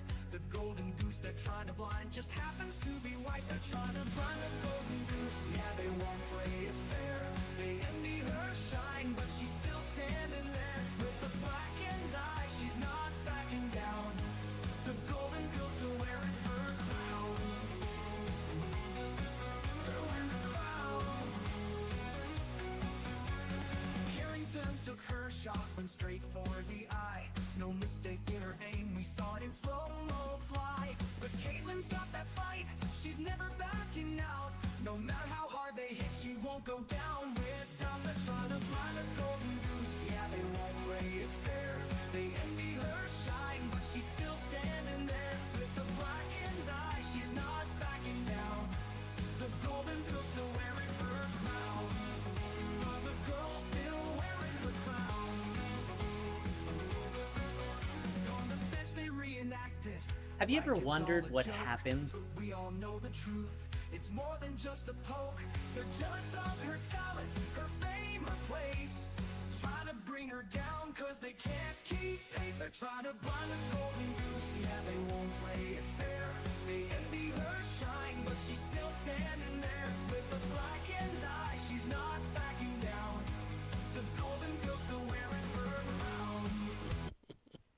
So it's a song about Caitlyn being the golden goose, and it's pretty much been factually proven. She's raised awareness. But something I was interested to know that she asked the WNBA, because when she would come to visiting arenas, they would pack out the arenas, but then they would let 1,000 people get in, and it was standing. You would stand and watch the game, basically looking down on their heads in a lot of these arenas. And she asked for a spot on for the home team, not for them, but the home team. She said, could they have spot on revenue, meaning given a percentage of the intake to the players. She petitioned on behalf of the other players to get some kind of equal value since the arena was sold out, and the WNBA said no. Boy, she's tried her best to fit in, be nice, and they've just given her pretty much the Heisman and said, no, we're not interested. So that's the thing that I think a lot of folks are finding ironically sad. The WNBA, there just seems to be pettiness and stuff going on there. Well, I played this story yesterday, and it still touches me today, that there was a father in Unicoi County that walked 30 miles through the debris to walk to his daughter's wedding. He was determined, and I'm going to see if I can find where he talked, and here we are. And state troopers told him the rest of the way was impassable, but this dad would not take no for an answer. I said, you have to understand, my daughter's getting married at 11 o'clock this morning. He lived normal a 2-hour drive, and he'd been driving there for hours through the detours, trying to get, and coming through Irwin, Tennessee, where I pastored, and the 26 is gone, and there's so much damage. He literally walked, but listen to this father saying, hey, my daughter's getting married. I'm going to walk then. He walked 30 miles through the mud and the slush. Listen to this dad's story. But this dad would not take no for an answer. I said, you have to understand, my daughter's getting married at 11 o'clock this morning, and I'm going to be there to walk her down the aisle. Jones, who has run marathons in the past, estimated it was less than 30 miles away, so he decided to walk. Jones found himself in total darkness with only his cell phone light to guide him through mounds of debris. I'd have to climb 6-7 foot tall piles of debris of old fences and huge trees and tangled mess. Certainly precarious. At one point, the trek nearly became deadly when he encountered crews cleaning the road with a backhoe. I was up to my knees in mud and couldn't move. And he doesn't see me. And of course, his cab is facing the other way most of the time, and he's swinging this thing around, and I'm ducking and really like, this could be it. And a lot of prayer at that point. Miraculously, Jones says he was able to free himself in time and continue on his way, eventually getting back on Interstate 26, still on foot. To avoid being hit by cars, Jones carried a reflective stake. He made it to his daughter's wedding, and she had no idea what her dad had gone through to be able to walk her down the aisle. That's so emotionally moving that my dad loves me that much, that he would come and go through all of that to get to my wedding. At the reception, Jones presented a gift to the new couple, his reflective stake. It's just for them to remember to be a protector and a good reflection of each other. Wow, powerful story. Way to go, Dad. Pastor salute to you, pal. Walking 30 miles to make sure he didn't miss his daughter's wedding. Especially in the middle of the night, he had to use his phone as a flashlight. He was climbing up 7-foot mounds of debris that, because the floods just caused all kind of damage. Very dangerous. Way to go, dude. Way to go. Well, you guys know that there's a strike going on, and this is the guy that's the spokesman for those going on strike. He says, we'll cripple you. They go to put a fully automated terminal or the United States, we are going to shut them down around the world and put them out of business. Now, we might shut them down for 3 weeks to send them a strong message. None of your ships are going to move. But if they think they're going to keep going and putting on fully automated terminals and knocking out great jobs that dock workers have worked for 200 years to bring these people to where they are today, and now it's all about greed and money. They don't need us no more. They want to put a fully automated terminal in and get rid of us. I'm not going to allow that. I will never allow that. You understand me? So this is a must. We're going to have this alliance, and we're going to make it work. We're going to show the companies we have the power, not you. We will tell you, you are not going to do it no more. These people today don't know what a strike is. When my men hit the streets, from Maine to Texas, every single port will lock down. You know what's going to happen? I'll tell you. First week, be all over the news every night, boom, boom. Second week, guys who sell cars can't sell cars because the cars ain't coming in off the ships. They get laid off. Third week, malls start closing down. They can't get the goods from China. They can't sell clothes. They can't do this. Everything in the United States comes on a ship. They go out of business. Construction workers get laid off because the materials aren't coming in. The steel's not coming in. The lumber's not coming in. They lose their job. Everybody's hating the longshoremen now because now they realize how important our jobs are. Now I have the president screaming at me, I'm putting a Taft-Hartley on you. Go ahead. Taft-Hartley means I have to go back to work for 90 days. That's a cooling off period. Do you think when I go back for 90 days, those men are going to go to work on that pier? It's going to cost the companies money to pay their salaries while they went from 30 moves an hour maybe to 8. They're going to be like this. Who's going to win here in the long run? You're better off sitting down and let's get a contract and let's move on with this world. And in today's world, I'll cripple you. I will cripple you, and you have no idea what that... I'll cripple you, and you have no idea.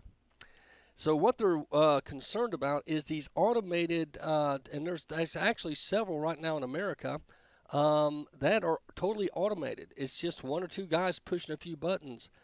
Everything is loaded off the ships by automated cranes, and there's a big concern about AI.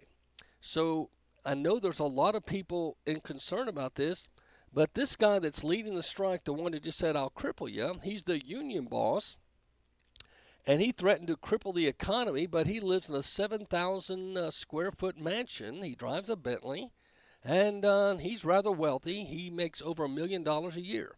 See, that's the catch-all between, you want unions to bring fairness for the workers, but the workers don't realize the people that run in unions are freaking rich.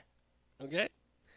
Now, they'll say that we need to have money because we have to have personal lawyers and people to fight off these, these folks we're battling with for your rights if we don't have the money to pay for lawyers and legal fees, etc. Okay. But the bottom line is, now we don't know. His wife may have left him some money or family member. You never know. But the hulking two-story mansion located on a 10-acre property in Sparta, a leafy enclave 50 miles west of New York City, encircles a spacious backyard patio with an ambrosia-shaped pool and covered outdoor and with a bar. And it's situated next to what appears to be a massive brick pizza oven. He has a 1, 2, 4, 5-car garage and a Bentley's parked out in front of it. Okay. Now, we don't know. Possibly the Bentley could be his lawyers. It could be a visiting wealthy entrepreneur. You don't know, but that's just what they're reporting. So they're, of course, trying to make him look rich, which he is. I mean, you see the top shots. You can go to the New York Post and see these pictures. The dude lives in a pretty big home. But anyway, he's a 78-year-old who is often seen in public sporting a polo shirt, a chunky gold medallion around his neck while casting himself as the staunch advocate for blue-collar workers. So anyway, they're trying to make him look like he's the greedy one. But the bottom line is the workers say there's some things they want. They want to make sure they have jobs for the next 8 to 10 years. They want a pay increase. They want some benefits and some other things. But here's the thing I thought was interesting. One of the media broke that when the cruise ships come, they're breaking the strike just for cruise ships. They said they do not want to see the cruise ships go out of business. I don't know what the deal is with the cruise ships, but the cruise ships are not being boycotted. All the other ships are, possibly because they don't want to PO the average American that's on the cruise ships on vacations. But anyway, eventually, though, the cruise ships are going to have a tough time because, they've got to have food for their dinners and lunches, etc., unless they're going to start stocking up in another country. But anyway, interesting stuff. This is going to be happening. Now, in a short while at 4:30, we're going to have a call-in from the founder of USA Heartbeat Radio and Street Level America. Award-winning Dave Adams will be calling in. He has been in journalism almost 40 years now, and he's owned stations in Oregon and all over the country. He's actually lived in other countries and did broadcasting abroad. So he's got a plethora of experience. The other thing Dave Adams brings to the table is he's a uniter. He's got a project going on right now in North Georgia with General Flynn and some conservative groups, and they're going to be having a rally with him. So he'll be joining us shortly and talking about the debate last night, the upcoming election, the rally with General Flynn. Also, then later at in the 5 o'clock hour, we'll have a call in from Maria Wagner. Maria Wagner is with Moms for America, and they have been on tour with Tucker Carlson. As you guys know, Tucker's probably one of the most well-known now pundits. He's gone across the world, and he is traveling on a selected tour with Moms for America, and they're trying to hit key states, key cities, and discuss political issues. So we'll hear from Maria Wagner. She is one of the officers in Moms for America. She calls in every Wednesday. Jolene Carter cannot be with us today. Her husband's battling cancer. As you know, her husband, Mike, works for the 700 Club. And he's been to MD Anderson. He's been getting special treatment. But she needs another break. So I just told Jolene, call when you can. We'll be in touch. Now, tomorrow we'll have Joshua Cummings with Revolver Broadcasting. He's got a Friday night podcast, Faith, Family, and Politics. And I've been on the show several times.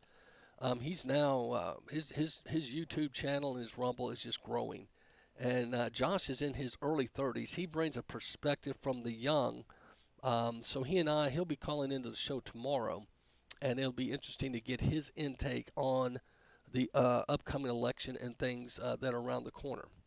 So with that said, I'll have a call in. But let's hear from our sponsors, and then we'll hear from Dave Adams.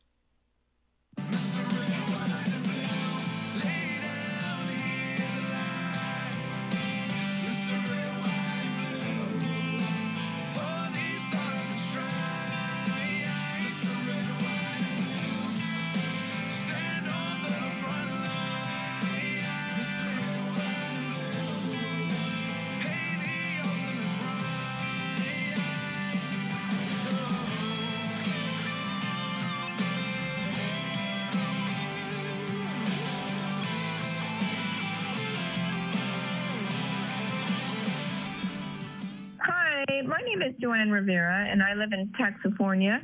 And I just wanted to call in and say that it is so refreshing to listen to the pastor's Macil Duncan radio show because, unlike most of the media out there, Macil tells the truth. He keeps me up to date on what is happening out in the world. I love WVMG Chattanooga. Today in school, I learned a lot. In chemistry, I learned that no one likes me. In English, I learned that I'm disgusting. And in physics, I learned that I'm a loser. Today in school, I learned that I'm ugly and useless.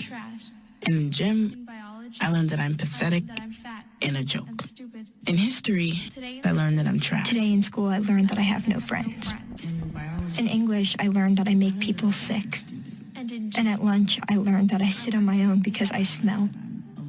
In chemistry, I learned that no one likes me. In biology, I learned that I'm fat and stupid. In English, And in math, that I make people I learned that I'm trash. The only thing I didn't learn in school today? The only thing I didn't learn today? The only thing I didn't learn is why no one ever helps. Kids witness bullying every day. They want to help, but they don't know how. Teach them how to stop bullying and be more than a bystander at stopbullying.gov. A message. Or the steel in his hands, or the boot on his back.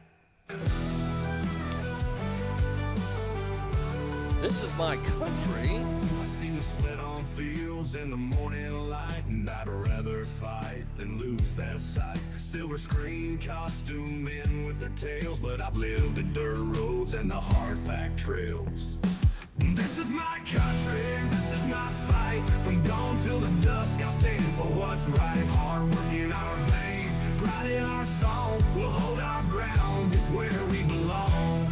Well, that song right there is the theme. This is my country, and I'll fight and stand for what's right. To me, is the founder of USA Heartbeat. I've got award-winning journalist Dave Adams on the line. Dave, how you doing?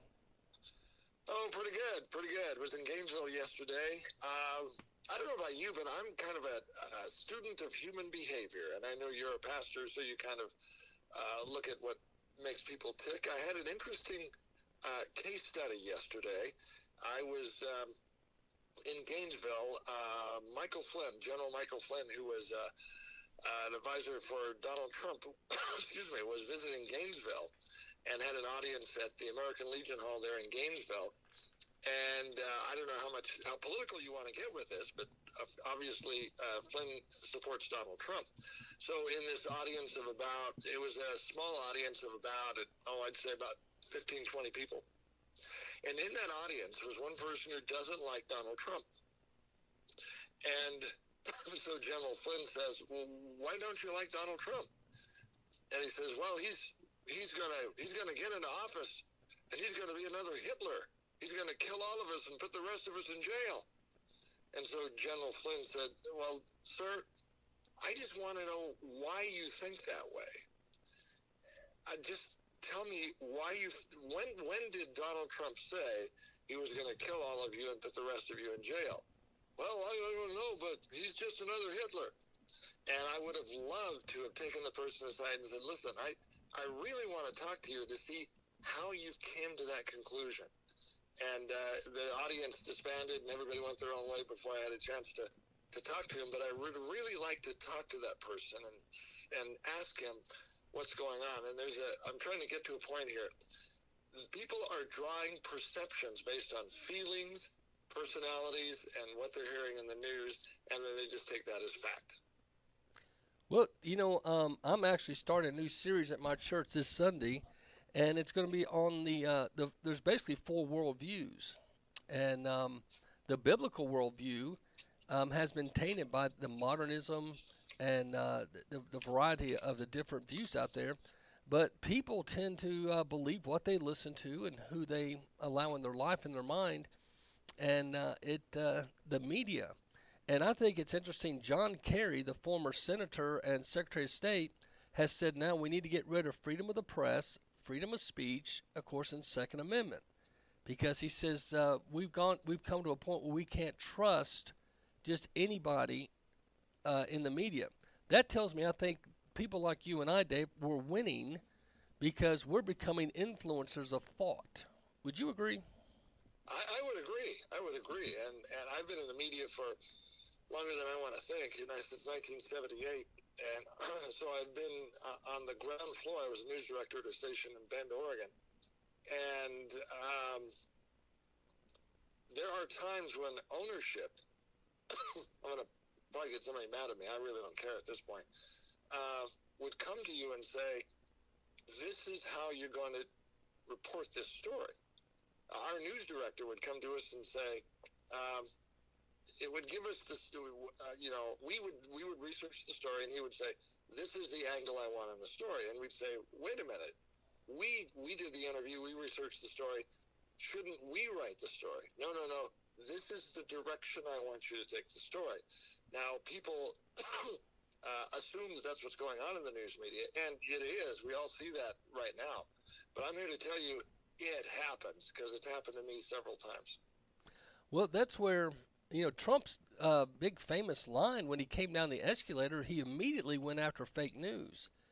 And everybody laughed at him when he said that. And they mistakenly they thought they gave him the ratings. They thought he was going to, they were going to make fun of him enough. But with him using his Twitter account and his quick wit, he pretty much demolished. And now CNN is pretty much no more. They're trying to do a profit share just to keep their building open, trying to convince viewers that they need to subscribe. I don't know who's going to. Oh, how the mighty have fallen. Oh, they were. They used to be in all the airports, all the bus stations. CNN was at all the bars and the restaurants. They're gone. Nobody watches CNN anymore because they were exposed.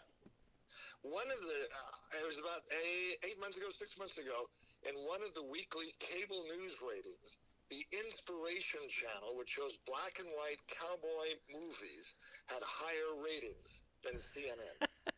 Oh, they've tanked. And then they had the debate with Trump and Biden and had an opportunity. And what they did, they almost started apologizing, but they that was their biggest ratings I think they've had in, was it 9 years? And they had an opportunity there. If I was CNN, I would say, I need to make friends with Donald Trump. Whether you like him or not, he's rating gold. If I was them, I would have Joe Rogan, Tucker Carlson, Donald Trump if I could, and then I would find a way to interview Caitlin Clark every week. I mean, those are your golden gooses right now. Yeah, they are. And people are just getting sick and tired of being sick and tired of seeing what's going on in America. And people are starting to wake up and realize, hey, I may not like Donald Trump. I may hate Donald Trump. But I don't think the path we're on is sustainable in America. And thank God they finally arrived at that decision, or are starting to, shall we say. Well, I got a call, and I may have told you this Monday. A retired federal agent that I've known for years called me and said, Macil, been listening to my show and said, you're on the right track. And I don't want to sound like one of these conspiracy theory people, but this person said there is an Illuminati deep state, and they're afraid of people like you telling the truth, and just want to encourage me. And so then this former special agent sent me some text today telling me about what's going on up in the mountains. How did you hear they're threatening to arrest people that take food and water up in those North Carolina mountains? They're telling folks, stop giving to churches and volunteering. You need to work with FEMA, and in Tennessee, TEMA. And they've actually, I got a copy of, I think I sent it to you. They've been sending these texts out to the citizen. I read it. And so I've called Marsha Blackburn, Chuck Flashman, Haggerty. Greg Vidal's looking into it for me. But Jeff Eversole and I talked today. He's the Commissioner 10 here in town, and he's flabbergasted. He said, I just can't believe. And then Lee Helton, who is also a Commissioner 7 here, he's looking into it through the GOP eyes. Mark Harrison, the GOP chairman, and he and I were texting today. And Cody Wamp, the district attorney here, the GOP of Hamilton, they're all saying this is crazy. So my point being, somebody is hiding something. Do you find all these floods and stuff? I know there's people think, don't go there, Mason. I'm not trying to be a conspiracy theorist, but all these lithium mines, and then BlackRock spending $90 million for the rights for the mines up there in the mountains where these cities were destroyed. Why would BlackRock do that? You know what I'm saying? I don't know what to say other than this. What's going on is wrong. Now let's get back to General Flynn. If you want to go to Street Level America, you can hear him himself. There were several people, including Lucretia Hughes. You've probably heard that name. Mm-hmm. She was at the meeting last night. There's video of her on our website, streetlevelamerica.com, and she basically says, "I've had it. I've had it. I'm supporting Donald Trump, and you can call me whatever you want, but I want to have a country where my little baby can grow up. And she's basically calling it like she sees it. General Flynn in this small group of 20 people, and also in the big group, but it's kind of neat to see him. And I'll be real honest with you. I don't think he trusts the media, because I went up to him and he thought I was a member of the media. He doesn't have a lot of love for the media, I'll tell you that. Well, he's a former lifelong Democrat, and he worked for NSA, so there's probably things he knows. That's the point I'm getting to. He said, if you guys knew what was going on in the intelligence sector of this government, you would be ashamed, disgusted. He said, you have no idea what's going on at the upper levels, and it's not good. And so what he likes to do is this. His motive, and I talk to his staff people, what he likes to do is he likes to talk to these small groups. He likes to talk to the 15, 20 people, like Save an America person at a time, going across America and just talking to people, not to the news media, because you can't trust what they're going to take and just spin it out. We see that all day long.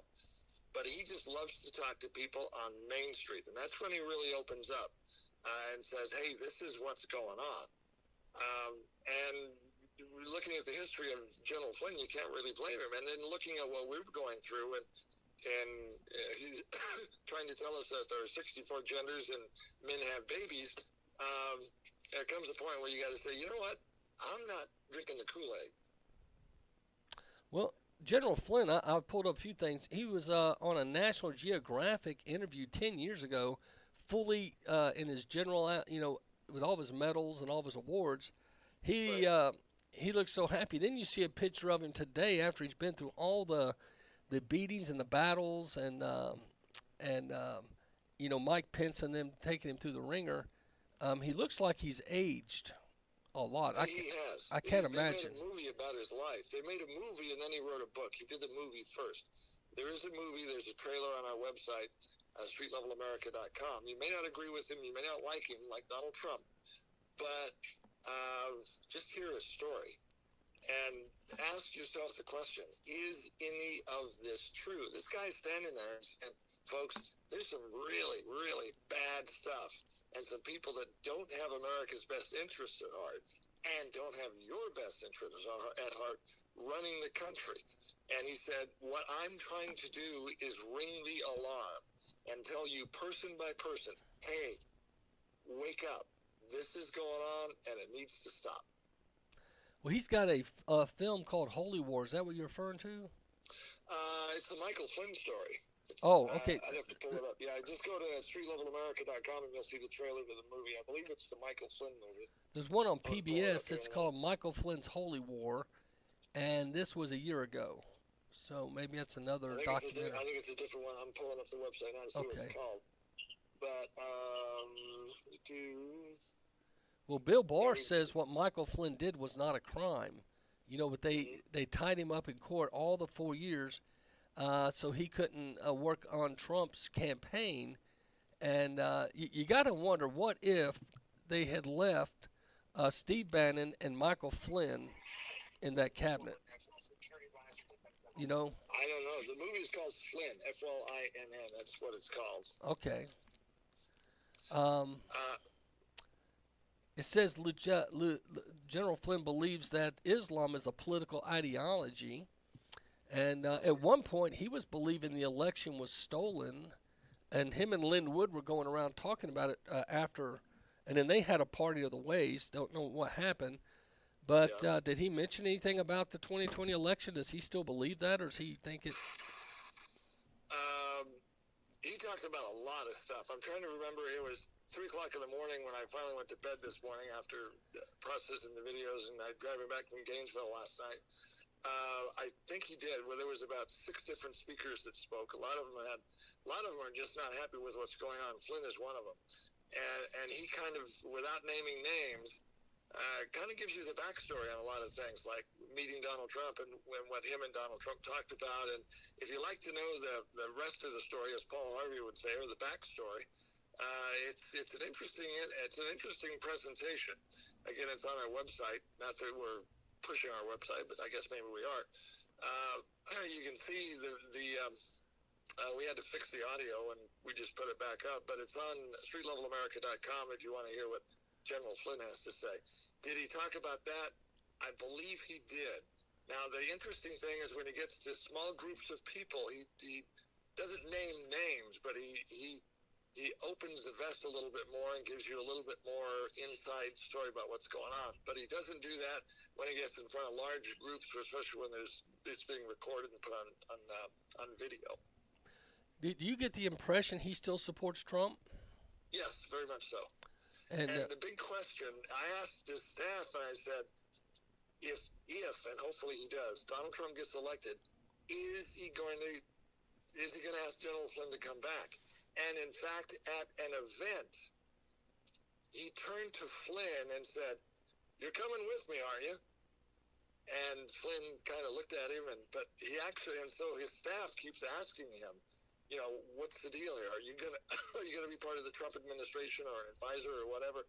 That's the $64,000 question. There's a Tom Homan, the Department of Homeland Security. I pray to God that he is head of Department of Homeland Security and fixes the border when he was director of ICE under Trump. I would like to see someone like Flynn be put over the FBI or someone that will clean the freaking mess up. We need somebody. We need somebody that'll go in there and start cleaning the house because what's going on there isn't working, and there's an old saying, you're not crazy if they really are coming after you. And the more stuff comes out and the more bits and pieces start to come out, you realize that they're not telling the truth.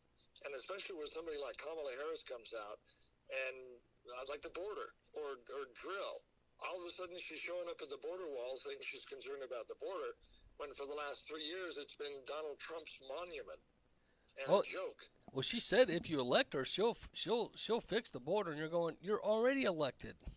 Do something now. Yeah, and you wanted to talk about the vice president debate last night, and they talked about the border. That's something that J.D. Vance said was, why aren't you hey, you don't have to be elected.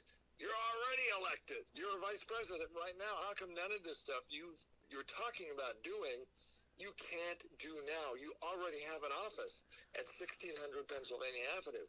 What are you waiting for? Good question. I'm still waiting for an answer. What were your thoughts on the debate, real quick, when Waltz admitted that he knows the shooters personally? The school shooters. Well, he's a knucklehead, right? That's hit by his own words. I'm a knucklehead. Yep. And he said, sometimes I just get caught up in the moment, and sometimes I just say things because they sound good. And, I just kind of don't think about things before I say them, and I just say them. And so, I'm a knucklehead. And I love the look on Vance's face. Vance played it pretty cool, and I think kudos to him for not getting riled up. The deck was stacked against him. It was 3-on-1 once again. He beat all three of those women. He did a really, really good job. But the two gaffes, and we'll call them that because they were, when you say, hey, I personally talked to these school shooters. He said that twice in the debate. And then admitted, I'm a knucklehead. Oh, and the third beauty. Sometimes say something I don't believe just because I get caught up in the moment. And you want us to elect you as second, a whisper from the president? And you already admitted you're a knucklehead and you don't really think things through. And the third beauty is when he admitted that he was there in Tiananmen Square when those kids were being mowed down. And he said that was a good political learning moment. Yeah, but, he wasn't there. Oh, was I there? Oh, I'm a knucklehead. Sorry. I guess I wasn't there. And that's where you're going, what do you mean a good learning? How to mow kids down with tanks? I just think the guy's nuts. But even the liberal news have to admit J.D. Vance won. And Straight Arrow News, I get some of their stuff. Immediately they're putting out stuff that they're trying to slant things on J.D. Vance and that Trump pulled out of the 60 Minutes interview, but all Trump says, hey, CBS owes me an apology, and I'll do the interview. Well, he know hell will freeze over. He gets an apology from the media, but I don't blame him. Now, CNN did a takeaway poll last night where they had a sampling of voters that were stacked pro-Democrat, undecided voters, and more than 5% of it was leaning 5% towards the Democrat. After the Vance wall speech last night, 51% of those undecided voters voted that J.D. Vance did a better job than Walz. And this was on CNN. A left-leaning panel said that Vance did a better job. I think we're starting to see people wake up. Well, if it was a fair election, I think Trump's already won it. The problem is the nefariousness that we're all concerned with, the mail-in ballot cheating, them saying they want to get 9 million overseas ballots somehow mailed in when there's only 2.4 million eligible to vote overseas. So you just wonder, they're going to drag it out.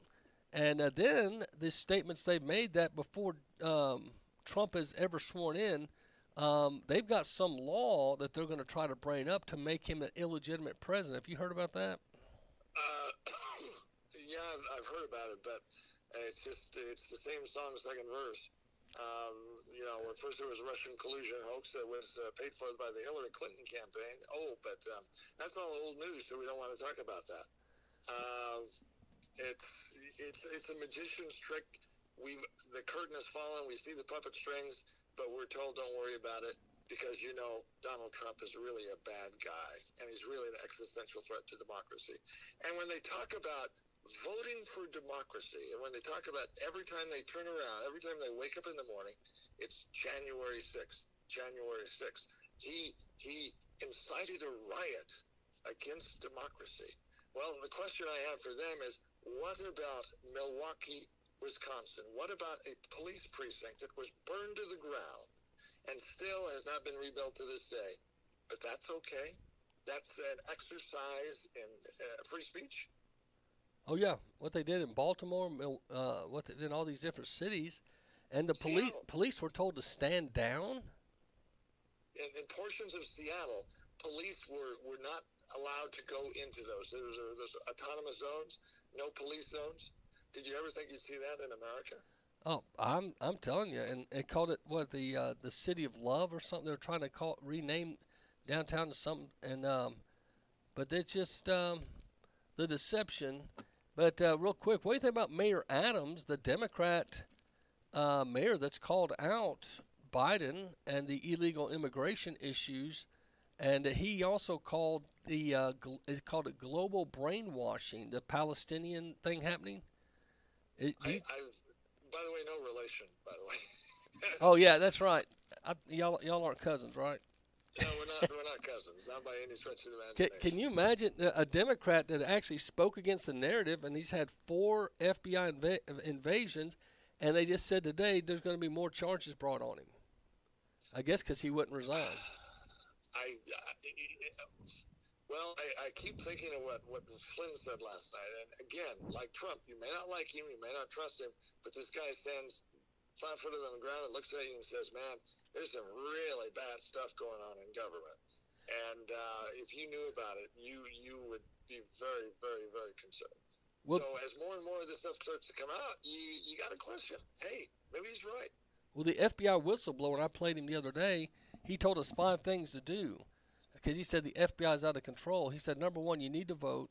He goes, number 2, get you a gun and learn how to shoot and get in shape for physical possible combat. He goes, make an alliance with your neighbors that you'll defend each other if one's attacked.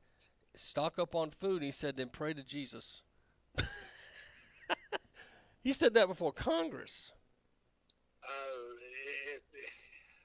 And I'm going, wow. Yeah, it's and he's coming to that point. We started the 40 days of prayer effort. How's that going, Dave? Going well. How much of this shall I say? I know we're live on the radio, but I think one thing I would encourage, and let's, you're a pastor, I'm a pastor, and let's just kind of open the playbook here a little bit. And there are pastors out there that are afraid of taking a stance because they will offend someone. Afraid of taking a stance up to the point where they will not embrace getting involved in a 40-day prayer effort to pray for America because somebody in a prayer session might say something political and somebody, especially a big donor, might be offended. So, I don't know if I want to get involved in that. That's a little bit of the pushback we're getting. And, when we as pastors, we as men of God have to take a stand. And praying to God for America is not political. You can be right-wing, you can be left-wing, you can be Republican, you can be Democrat, you can be red, white, and blue with polka dots. It doesn't matter. If you believe in God and want to see His will done in America, then it's time to pray. And that's the message we're going out there with. And we're telling pastors, hey, don't be afraid. What does the Bible say about fear? Do not fear, for I am with you always, even to the end of the earth. That's what the shepherds were told when Jesus was born. We got born. a lot of fearful pastors. Yes, he said, "Fear not, for behold, I bring a child of good."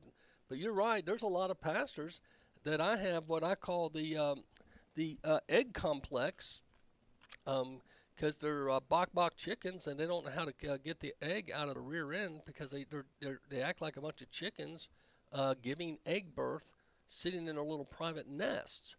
And I get pastors that are very friendly to me, and some that are very upset because they think, how dare I get involved in politics or challenge them. But then when I just say, listen, if you don't get involved and tell your people not to get involved, then you're letting all the people that don't believe in God, all the people that have a very nefarious view of the world, vote. Mm-hmm. And then they get to elect these crazy people. They get to pick the sexual agendas that go into the education system, and then you guys get mad because, oh, how dare they have a textbook with a transgender or homosexual in it? Well, hello, fella. If you don't get involved and get messy in the everyday life of your community, that doesn't just involve gospel. It involves the salt and light. Salts are preservatives. Yeah. Flynn did say something in the small group of people, saying, specifically to pastors and Christians, saying, if you're a Christian and you want to continue to preach from your Bible in your church, you have got to get involved, because if you abdicate and don't get involved, there's going to be a knock on the door and they will tell you what to preach.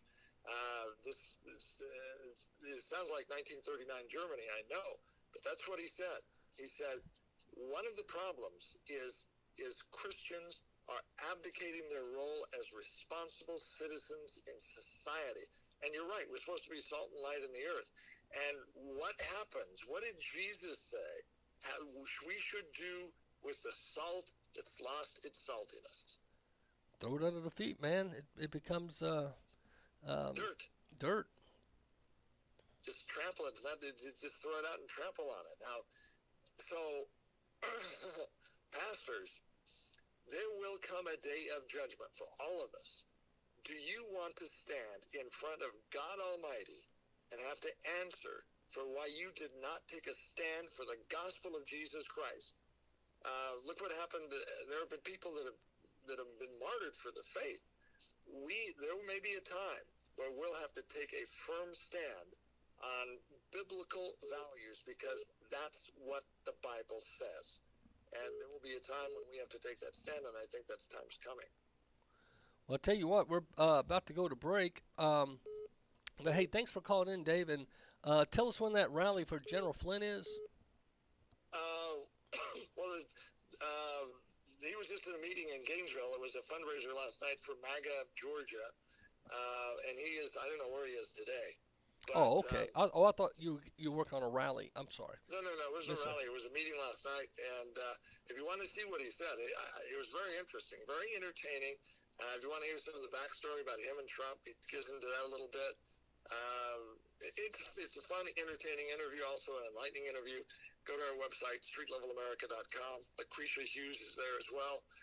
There's a Georgia congressman that is there. It talks about what's going on in Congress. And there's some other people as well. So it was a very interesting night, and just check them out, but especially check out that Flynn video. Well, hey, appreciate you very much, Dave, and God bless Godspeed. One more thing. Yeah. Pray for America.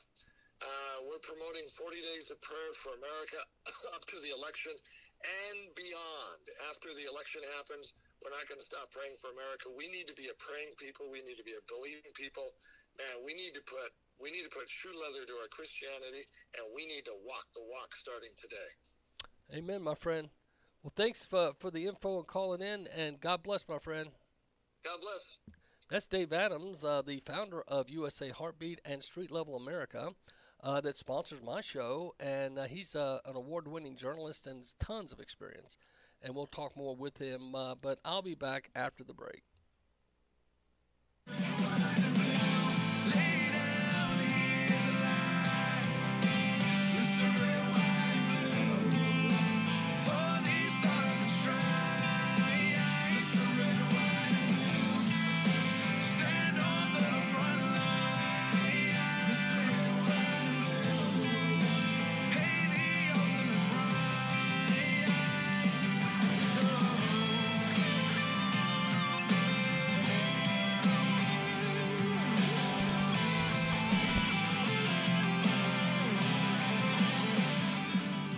WVMG Chattanooga. Hi, this is Rhonda Tate. I'm from Chickamauga, Georgia. And I love listening to your show because you tell all the truth. And you're God-fearing and God-loving man. And I also love the Lord. And thank you for all that you do. I appreciate it. Thank you, and we're back. You know, when it comes to fighting crime, he's never going to roll over. He's McGruff the crime dog. Roll over. You're okay, Joy. Thanks. And I got 2 words to make your neighborhood safer. Uh-huh. Coffee cake. Ah, the old poison coffee cake trick. The cook takes a bite, falls down to the ground. Oh, it's for your neighbors. You want to poison your neighbors? No, never. Oh, thank goodness. No, for 25 years, I've been giving tips about preventing crime. One of them is to invite people over for a cup of coffee and share the problems you see on your street and what to do about them. That's great. You can invite your local police officer to help, too. You know, I hear they're very fond of donuts. No, that's just a myth. Oh, well, I'd come to your doghouse for coffee cake in a safer neighborhood. Now you're talking. You can cut down on crime by not just locking your door, but opening up to your neighbors. Still, a 10-pound bundt cake dropped on a bad guy's foot could help. It couldn't hurt. And going to weprevent.org for other tips could help, too. A message from the U.S. Department of Justice, Crime Prevention Coalition of America, National Crime Prevention Council, and the Ad Council. The Department of Education has extended its deadline for the Fresh Start program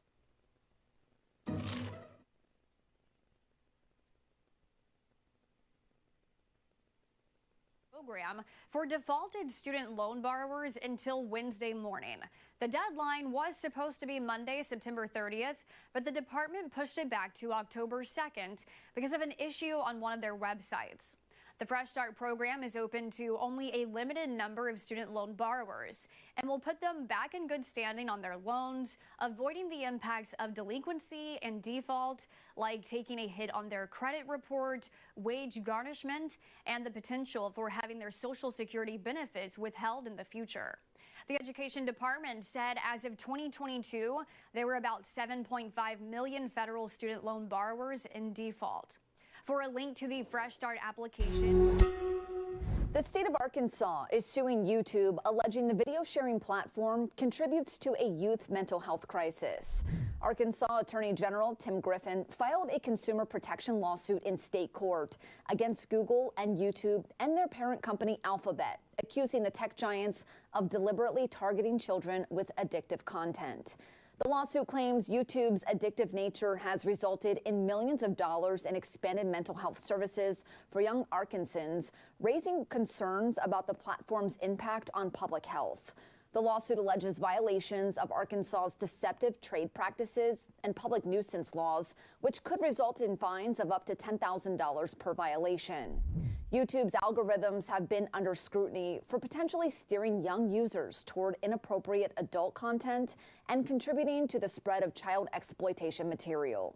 In an effort to mitigate risks, YouTube recently implemented policy changes, such as restricting firearm-related content to users 18 and older. In a statement, a spokesperson for Google said, Providing young people with a safer, healthier experience has always been core to our work. In collaboration with youth, mental health, and parenting experts, we built services and policies to provide young people with age-appropriate experiences and parents with robust controls. While YouTube has age restrictions, the lawsuit points out that young users can easily misrepresent their age, exposing them to harmful content despite existing safeguards. Earlier this year, U.S. Surgeon General Vivek Murthy called for Congress to mandate warning labels on social media platforms similar to those on cigarette boxes. For Straight Arrow News, I'm Lauren Taylor. Hurricane Helene's devastation in North Carolina is being described as catastrophic. It's way worse than we expected.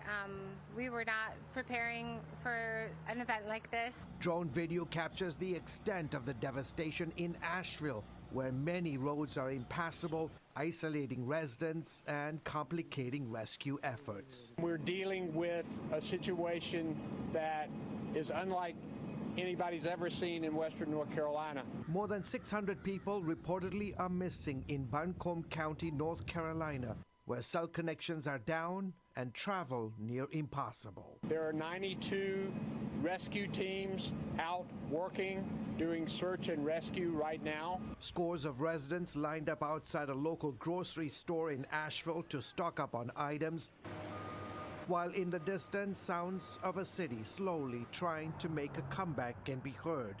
As the community grapples with the aftermath, residents are coming together to support one another. We're hosting a potluck tonight. Everybody bring your own bowl and spoon, so we're sharing food. This is Macil Duncan, and I am back. And you heard that CBN News report where people were sharing food and trying to be neighbors. But I've got some alarming news for you. FEMA and TEMA are sending out text messages abroad to those in the danger zone not to help your neighbor and not to donate to your churches. This is a copy of the TEMA, that's the Tennessee Emergency Management System.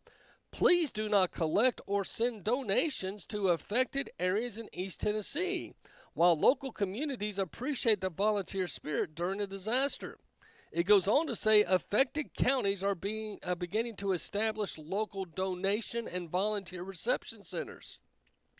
Please visit TEMA's website for evolving list of locations. While local communities appreciate the volunteer spirit during disasters, please do not, and the do not is capitalized, send donations that have been requested by state and local authorities. They don't want you giving donations to churches specifically, it says. TEMA is not accepting volunteers or donations until the life safety mission is complete. Tennesseans do not self-deploy to disaster areas, while this could hinder our response record. Well, Kelly DMP Functions on her Twitter says this: we have medical teams trying to access Burnsville and Black Mountain. Authorities are threatening to arrest us if we continue to bring supplies to the hungry and needy. What's going on that authorities don't want volunteers helping their fellow neighbor? This also is disturbing. Most disturbing, Lake Lure Fire Chief arresting rescuers. Now, how does a fire chief have the authority to arrest? But he's arresting rescuers trying to bring food and water and helping others in the storm. If you would like to get in touch with them, you can call 828-625-9333. Now, I have talked with Lee Helton and Jeff Eversole, two commissioners here in my area where I live. They're looking into this. Greg Vidal, a state representative for Tennessee, is looking into this. I have also left messages for Senator Haggerty and Senator Marsha Blackburn and Chuck Flashman's office, and they've texted me back that they are looking into this.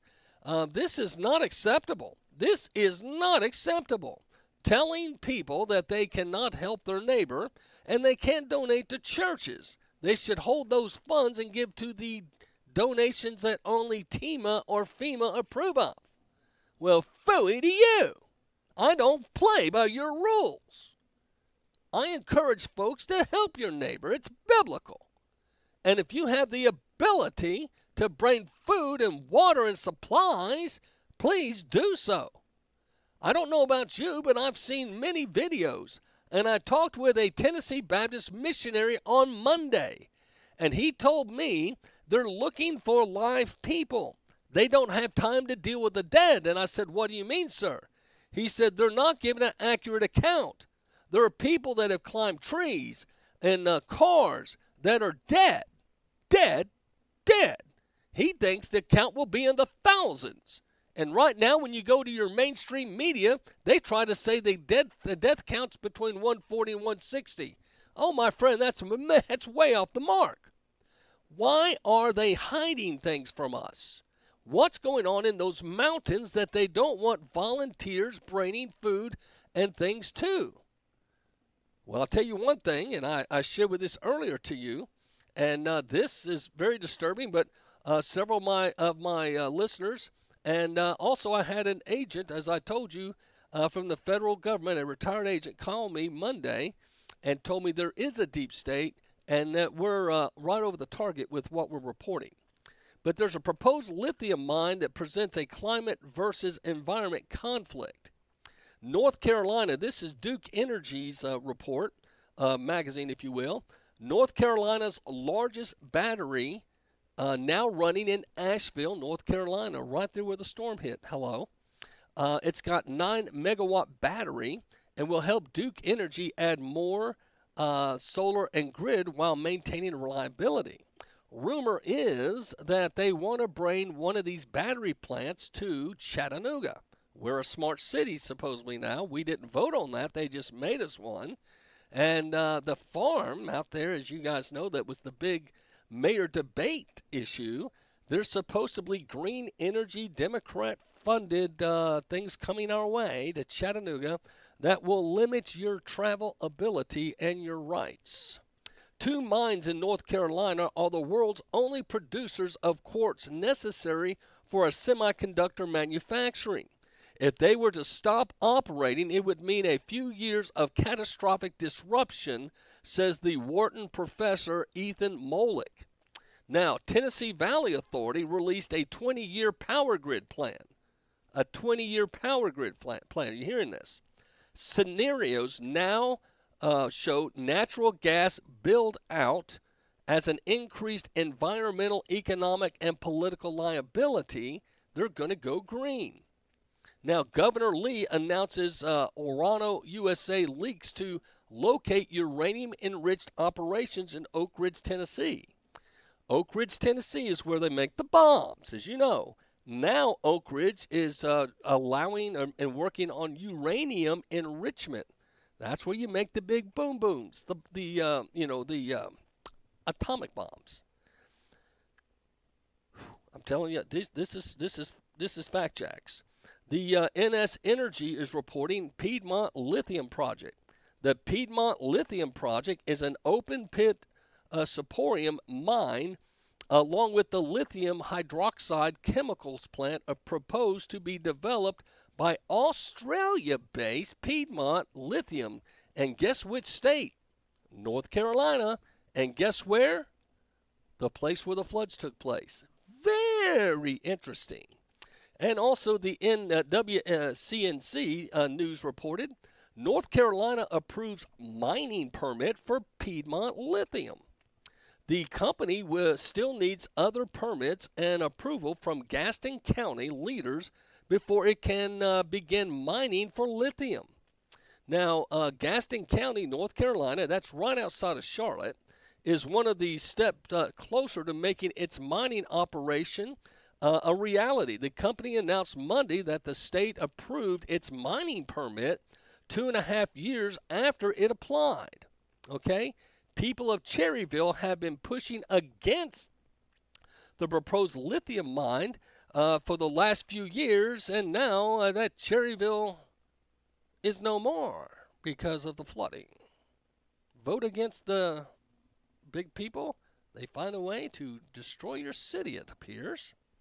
the Department of Defense enters agreement to expand domestic lithium mining for U.S. battery supply chains. The Office of Assistant Secretary of Industrial Base Policy, through its manufacturing capability, expansion, and investment prioritizing, it's known as the MCEIP office, entered an agreement with the Albemarle Corporation to support the expansion of domestic mining productions of lithium. And guess where that is? You got it, North Carolina in the mountains where the flood took place. And so if you want to go look on the mountain, IPOT has the maps where these mines are supposedly going to go.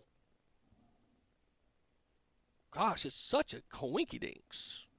These proposed mines are where people used to live. Interesting, is it not? Artificial modification medical oxide space cloud experiments, and it's called HARP, H-A-R-R-P, can modify weather. You can be the choice and the voice if you believe that. But the city of Asheville announces they're now a smart city strategy. This was a couple of years ago, and etc. And one I've got to find for you is BlackRock. Oh, here it is. Does anybody else think it's awful weird? I wonder if Tim Waltz does.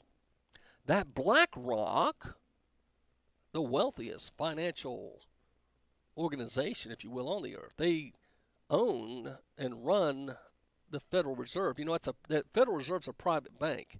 It's got 25 seats. BlackRock sits on seat. J.P. Morgan, all those guys, they sit. Okay, the government, the president can appoint 3 people. Okay, that gives you the mirage that it's a federal run. It's not. It's privately run. Federal Reserve is just a name to fool you and I. Back to the story. Does anyone else think it's weird that BlackRock signed a $90 million contract for lithium in the very same area that was hardest hit by the hurricane in North Carolina? Ann Verdalski reports. So as you think about those things and you see those things, it makes you kind of wonder. I've got on the line here Maria Wagner with Moms for America. Maria, how you doing? I'm doing pretty good, Macil. That's some amazing reporting, and it's just unbelievable. Well, I had a federal agent call me Monday and sent me most of those clips and said there is a deep state, there is an Illuminati, and said I am over the target to keep doing what I'm doing. I've known this person from childhood. Really? Yes, this person used to work for the CIA and did clandestine work, but that's all I can say. Wow. I'm not trying to sound like Charlie Ward or one of these guys that has a secret Q source. That's not the case. This is a genuine person. Now, with that said, you and I and Jolene were texting, do you believe that the weather modification HARP, H-A-R-R-P, could be responsible? Well, somebody released the Weather Channel, and I don't know if this is a mistake, but they've got hurricanes still forming all the way up through the 11th of October. Wow. And today's, what, the 2nd? Yeah, this is HARP. Well, this is on the Weather Channel. You know, okay. And it was taken down. But at the very top, it says October the 11th, and it showed how these hurricanes were going to come back and go back over some of those same places as if. And the reason I say that is because the 82nd Airborne, when Katrina hit, they were there within a few hours. Over 3 days, they've not moved. And why is FEMA and TEMA, which is the Tennessee version, sending out these text messages to people in the flood zones not to care for your neighbor, don't give to churches, and wait till you're told what to do by FEMA or TEMA? Yeah, that is just so disconcerting. It's like, why? You know, I mean, don't give and don't help your fellow man. Don't give them any assistance, no supplies, no. I mean, you know what Robbie Starbuck is doing. He's been installing Starlinks everywhere in the Tennessee area that's been affected by the hurricane to give people some Wi-Fi. Well, and Elon, yeah, that's been discussed that Elon's doing that. But I don't know if you call it, there's a fire chief that's actually arresting rescuers. Now, how does a fire chief, what's he doing, like a Barney Fife citizen's arrest? I mean, it'd be on like, if a fire chief tried to tell me he's arresting me, I'd say, pal, you're not going to stop me from giving water and food to these people. It'd be on like Donkey Kong, my friend. Get your hose, I'll get my Bible, and we'll go at it. But there's no way I'm letting a fire chief arrest me. You wonder, are they saying it because it's too dangerous to go into the area? But there are obviously churches set up to receive donations to help these people. But that's my point. They're telling people not to give donations to churches and not to set up your own points, such as giving out food and etc. Okay, so then they need to get their butts in there. So they don't see what's going on. Well, my family lives there. That's why I'm a little passionate about this. It's my wife's hometown. Her sister and my brother-in-law, they actually have neighbors that lost everything. So they've been going down and helping them. And one guy got in the attic with his kids because the house was flooded, and he had an axe in case he was going to have to cut his way out the roof. Oh, my gosh. So it's illegal, according to FEMA, for him to go down there and help this guy? Why would you even think to do that? Well, it's just mind-blowing. It hurts. I mean, it's angering to me because my parents are in that area. They lost power. They lost their landline and a spotty cell service. It's been hard to contact them. But there's a church, Pleasant Beach Baptist. Their church, pleasantbeachbaptist.com. I've been promoting. Because they're right there in the flood zone, and their members and neighbors are literally flooded. So they've been taking hot meals and care bags. And we had a homeschool group make an extra 100 of our care bags that have the bottled water, toilet paper. I'm going to take those. I'll be taking those to Johnson City soon. And, hey, Mr. Fire Chief, just try to stop me. Right. Yeah, I double dog dare you, pal. I'm emotional because it very much angers me that there's some people like my parents that are senior adults are shut-ins. Mm-hmm. And if the roads are washed out and they can't, they need help. And why, as TEMA and FEMA and this fire chief are saying, no, don't do it, yet alone will arrest you. Why are they saying that? Well, because they're hiding something. Does that not remind you of Maui, how they were even putting up fences? They didn't want you to see what was going on. They didn't want you to see what the fire did. Exactly. And you remember the only things that survived were the blue houses and things of blue. For some reason, anything blue survived.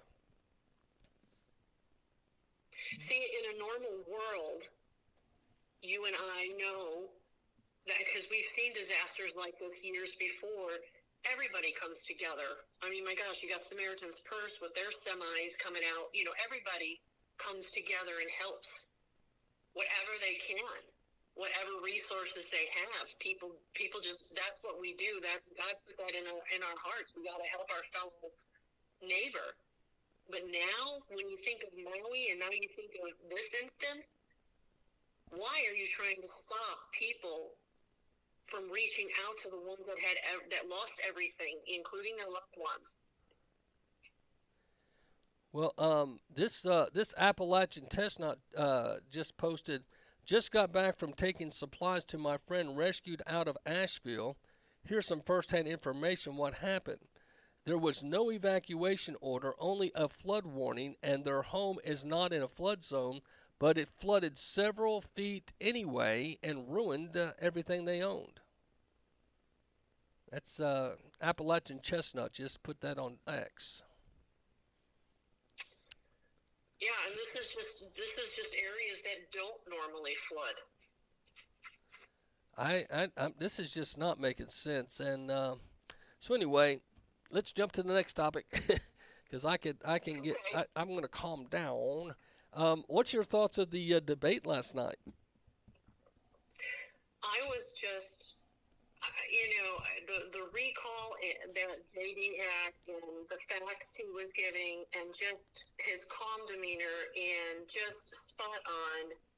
I don't know. I was saying to someone earlier today, I don't think he could have done a better job. Well, it makes me feel better if Trump passes the mantle to him. I hate to say that just an hour and a half just kind of sealed the deal for me that Trump did pick the right guy.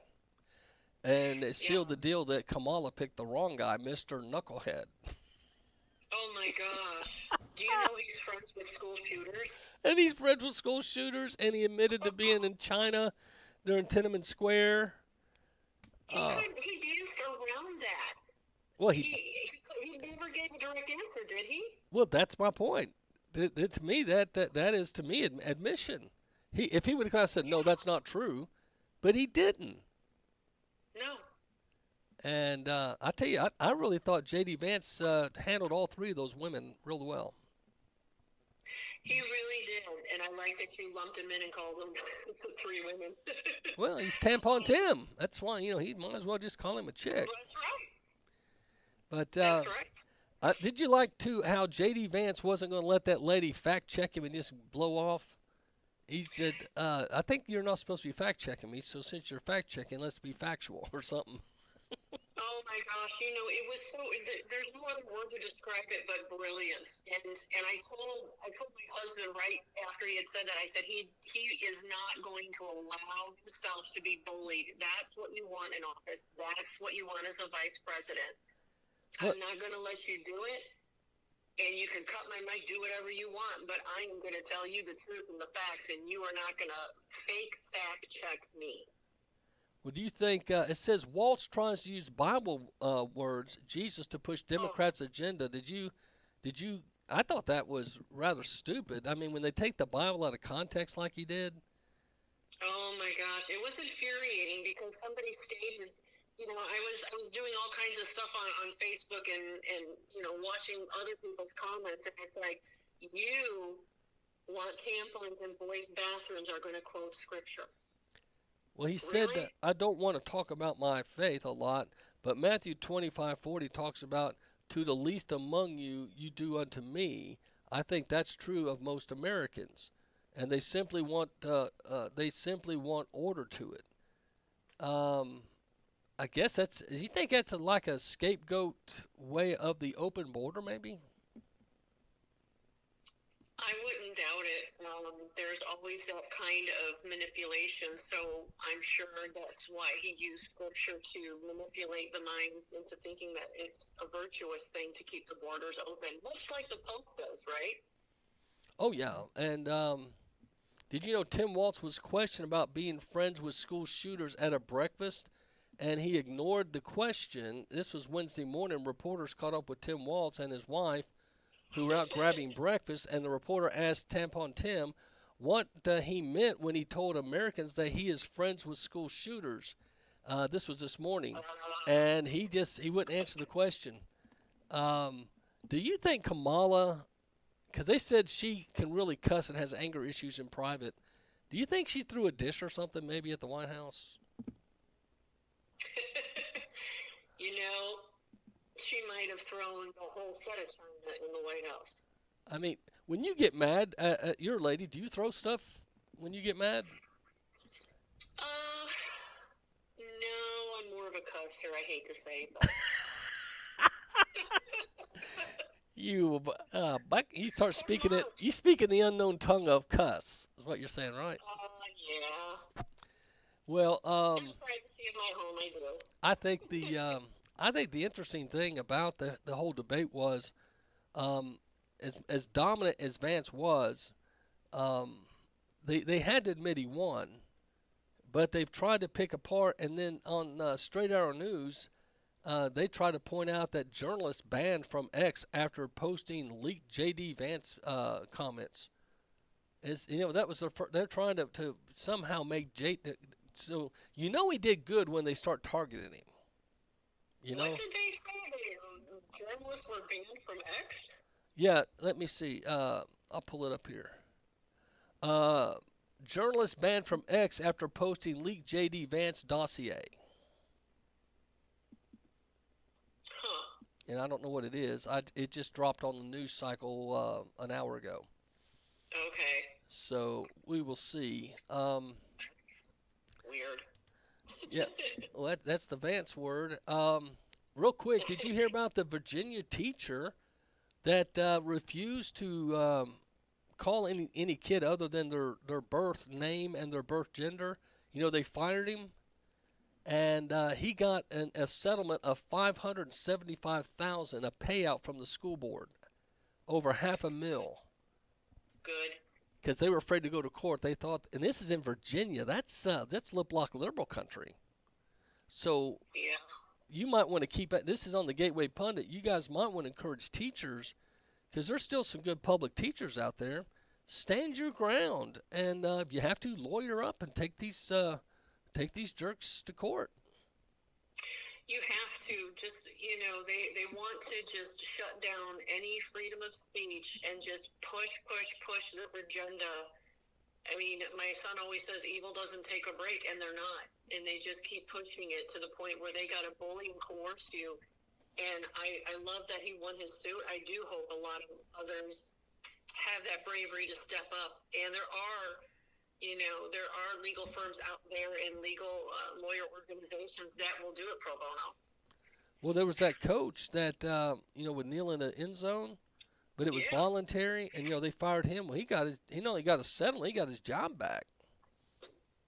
So, yeah, he definitely was victorious on that. Well, the strike up at the docks. Have you heard now they're dropping the union boss, the guy that says we'll cripple the country? Lives in a 7,000-foot square mansion, 5-car garage, drives a Bentley. That he's evidently wealthy. He makes over $1 million a year. But that's. Was he fired after that statement he gave, or it was an interview of some sort? Yeah, they're going after him because he said we'll cripple the country. He goes because he said what'll happen, and he started giving out these scenarios of, car salesmen will have to be laid off because there's no cars, etc. I'm sure it'll affect truck drivers.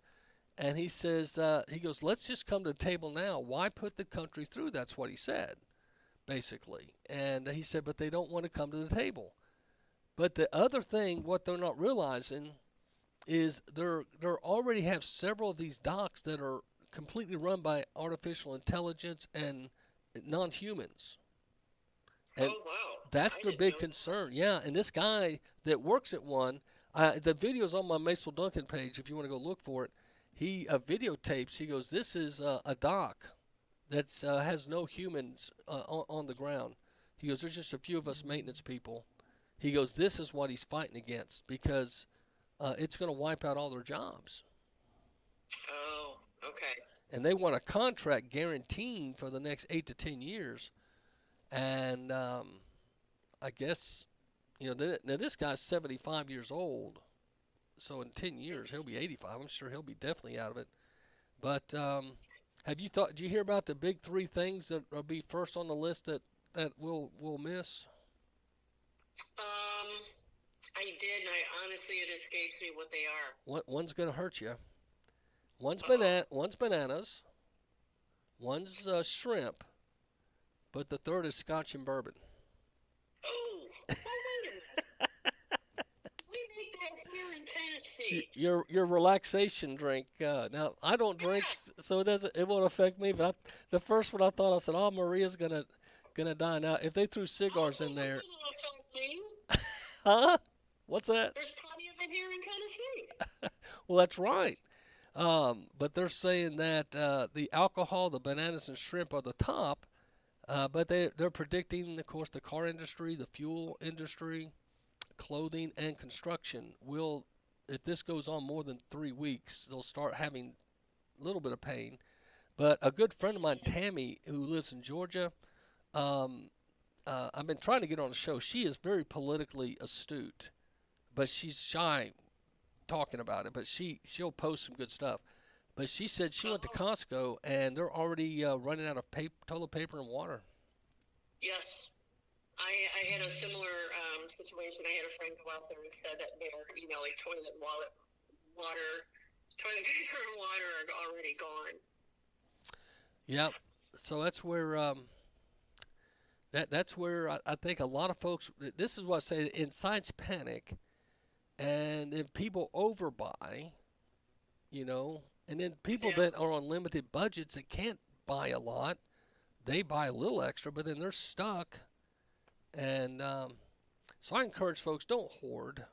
Just be reasonable. I mean, you want to have a little extra maybe, but don't. But anyway, I was at Sam's myself Monday. I went and gassed up Monday and went to Sam's. And I could tell Sam's already the water was picked over, and the toilet paper was pretty strong on Monday, but I have no idea what it is right now. But we'll see. Well, does it make you, it could be, I don't know, I'm trying to see the bright side of this, but does it make you think about, or just society in general, to keep manufacturing in the U.S.?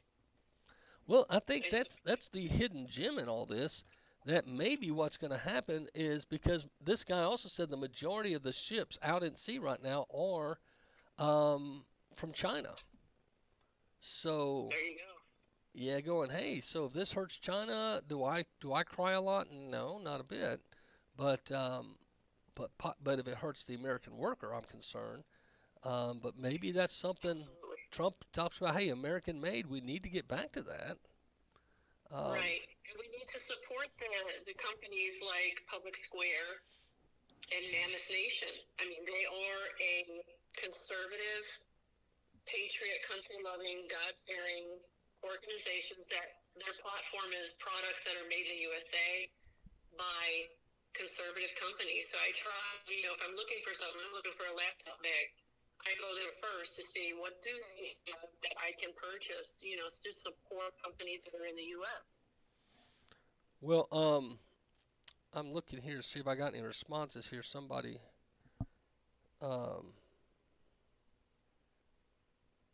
let's see. No, that's not from. No, I thought Marsha Blackburn responded. It's somebody fussing about Marsha Blackburn. I can't blame her.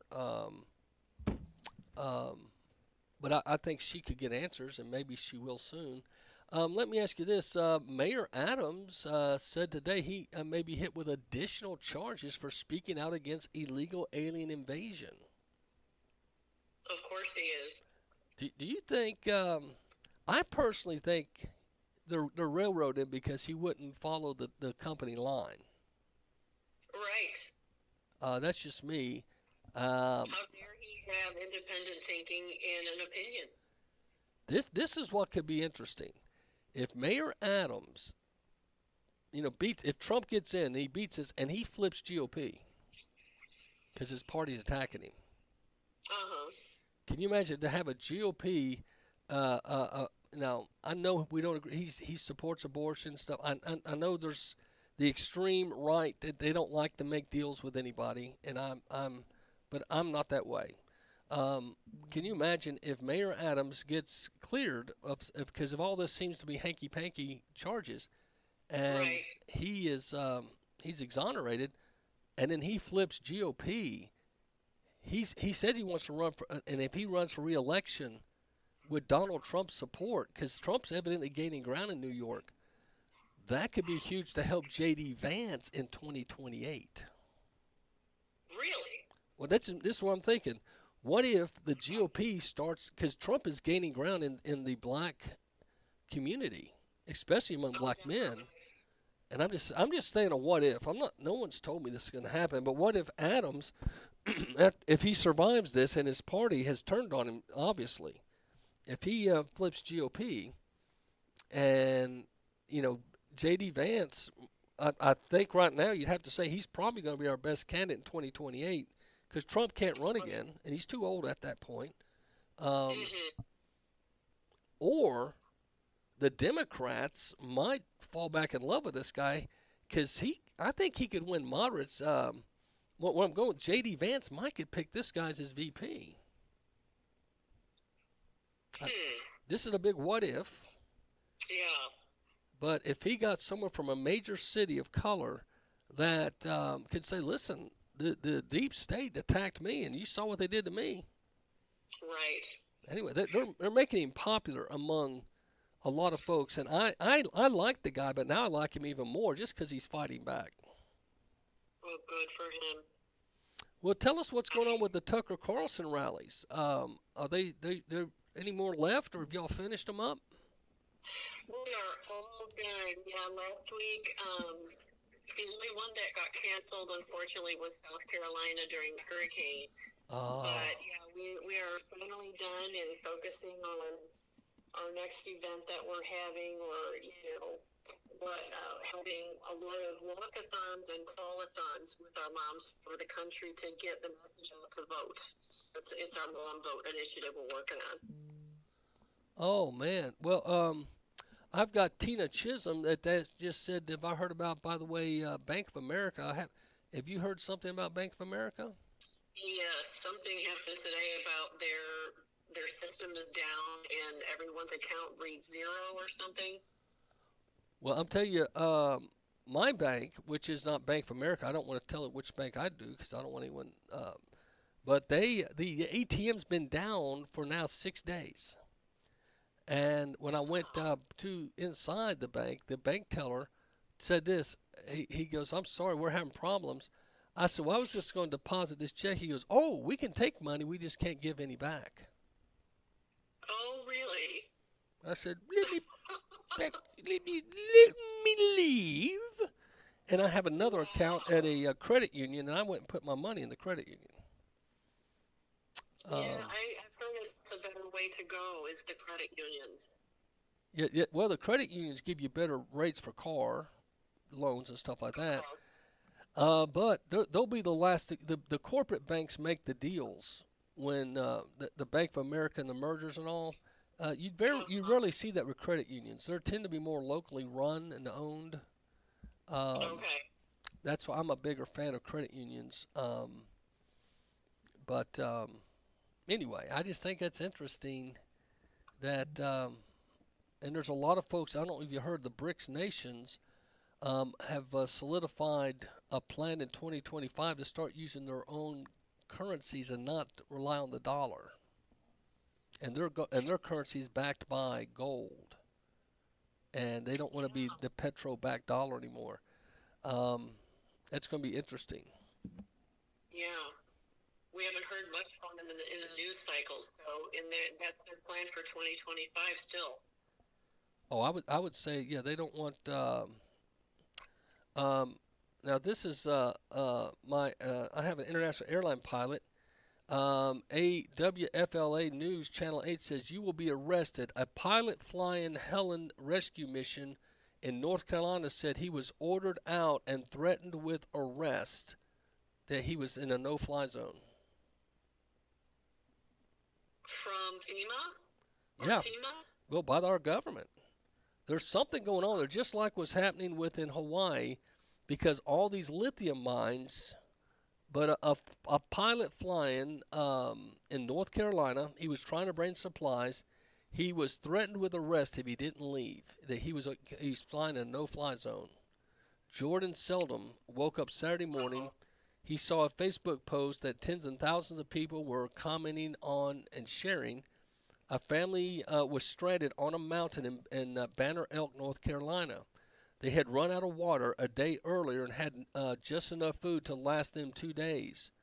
So this former head of the Chess County Sheriff Office and Narcotics Unit knows a thing or two about finding people. He researched the mountain chain where the family was located and found a place to use a mapping software. He loaded bottles of water and food into the helicopter and headed towards Banner Elk. "I thought I have a helicopter, maybe I can help," this guy said.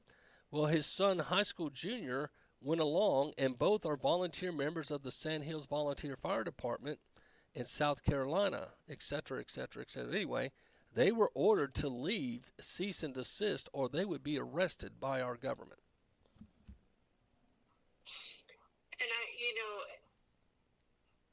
And how would you like it if you were that man and just trying to help people and rescue them, and you're being met with that kind of threats? Well, this guy, he works. Did it say he was in the fire department or the sheriff's department? Let's see. Banner out. A former head of the Chesterfield County Sheriff's Office Narcotics Unit. So this guy is, he knows the law. He knows the law. What better person to fly in supplies or to rescue people than a first responder? I tell you this right now, this show will probably get shadow banned. I've brought up a lot of facts, so all my listeners need to share this on their page and on platforms because Facebook, they're in bed with the government. Even though Zuckerberg says he's so sorry and he feels bad that he will to censor people during the election. He's supposedly become a libertarian and said he's hired a conservative GOP to help build his image up back with conservatives. Have you heard that? No, but he better prove it through his platform. Well, the problem, I just had a fact checker yesterday fact check me because I posted that the two shooters were part of BlackRock videos. And they said and I you know how you can shake your phone, and I said, oh yes they are. Someone needs to fact check this fact checker because I've seen the videos. They're both in BlackRock videos. But that's the problem. Fact checkers are allowed to lie and pick the truth. Right. Did you hear about John Kerry, the former senator and secretary of state, said he thinks we need to get rid of the First Amendment, free speech, and the freedom of the press, and, of course, the right to bear arms. He goes, America has changed. You can no longer allow people to just because basically the media's lost their influence. I've got people that listen to my show all the time and tell me, Macil, I get my news and insights from you. I don't trust the local or the national media. And so I get calls and emails and text all the time. My phone blows up 24/7. I got two phones, and they got boom, boom, boom, boom, boom, because people are either sending me stuff or they're thanking me for stuff I've shared. With that said, are you surprised that Kerry and the Democrats want to silence free speech and the freedom of the press? Well, I think that just like you're saying goes to show what a job folks like you are doing, Macil, with getting the truth out, and they can try to suppress all they want. Oh, I'm losing you. I'm losing you. You got those earbuds in again? We're losing you. I hear a lot of ping and a pong. But this is Maria Wagner calling in from Moms for America. And she must have hit a dead spot. But I'm telling you, people, you need to do your research and find out what's going on because a lot of lithium mines have been granted permission, and we've found out that, and I've been sharing and reading to you the reports that BlackRock has spent $90 billion, and several others have been buying land around where the damage is. And now we're getting many reports where churches, rescue teams have been told to cease and desist in helping others and don't give your money to churches. Why would the FEMA and TEMA do that? Anybody got an answer? I don't know. Everyone needs to call Marsha Blackburn, Senator Blackburn, Senator Haggerty's office, until we get answers. And you need to call Chuck Flashman, your congressman and your congresswoman. You need to call your state representatives and say, listen, I want answers. This isn't one of those, well, we'll just wait. No, I want some freaking answers now. Why are you guys telling us not to help people in need? And why are you telling us not to send money to churches? That's not right. That's just not right. Well, got a couple other news things for you, and as we're wrapping up the show, But a journalist banned from X after posting a leaked J.D. Vance dossier. Here they go after J.D. Vance because he annihilated Tampon Tim. An independent journalist has been permanently banned from X after sharing a controversial dossier about Senator J.D. Vance.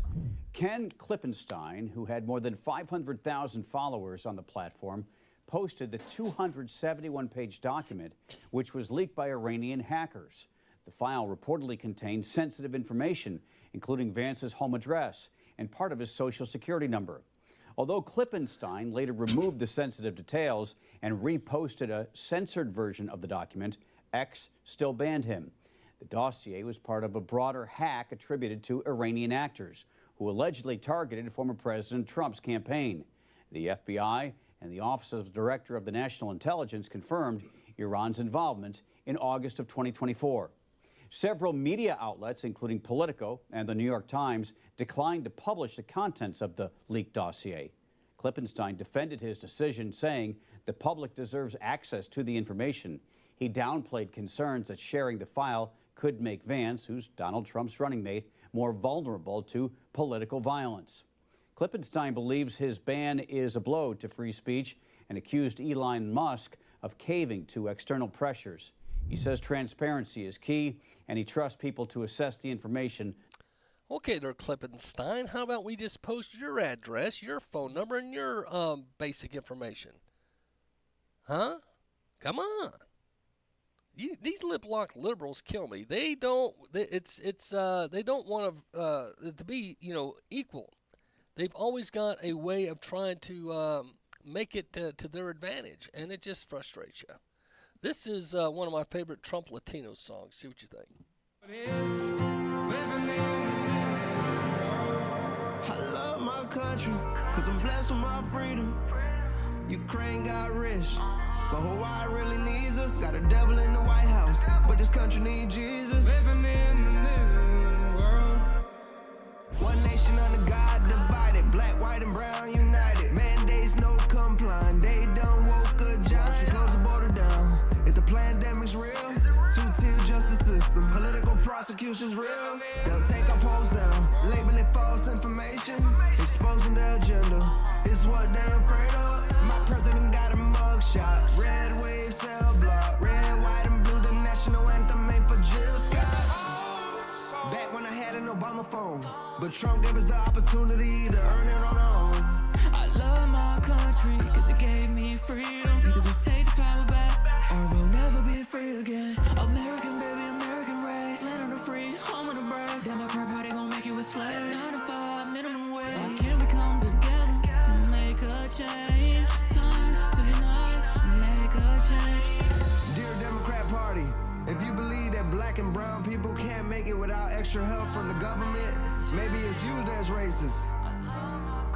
It's time to unite, white, black, brown. I like that little song. It's only a minute long, but it's kind of cool, is it not? Speaking of Christian persecution, there was a gentleman that got banned at the Olympics. Yep. He is banned for 5 months, and you know what his crime? He made the signal of a cross in a religious way, and so he's been punished.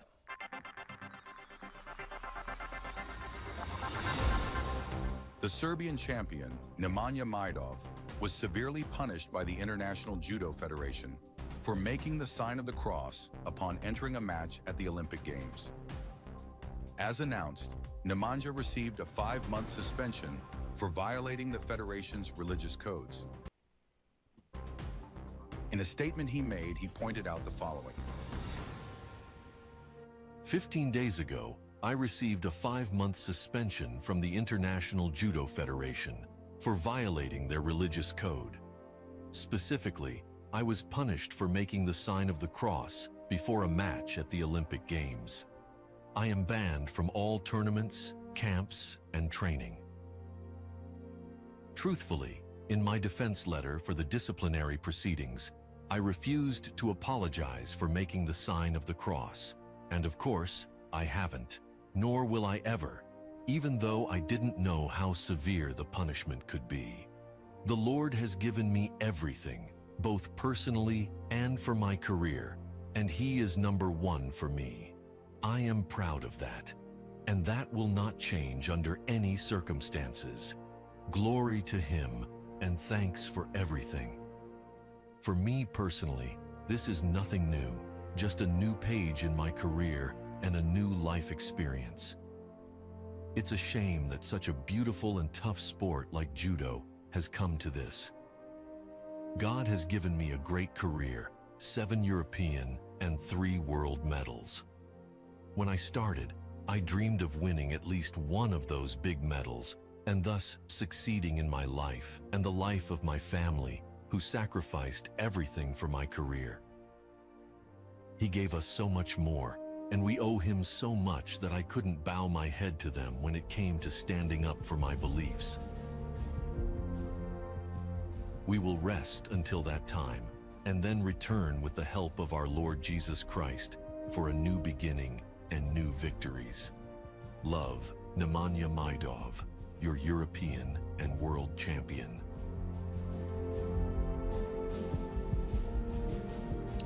Whoever acknowledged me before men, I'll acknowledge him before my Father in heaven. Matthew 10:32. How about that? Powerful. Powerful. But it's coming to a point where you're seeing more and more Christian persecution. And I just want to encourage you, my friends and my listeners out there, that it's not all bad. Well, this is the Macil Duncan Show wrapping up. And if you haven't gotten my book, Move Your Mountains, Learn the Journey of Faith, you can buy my book online at Amazon, Barnes & Nobles, wherever you get your books.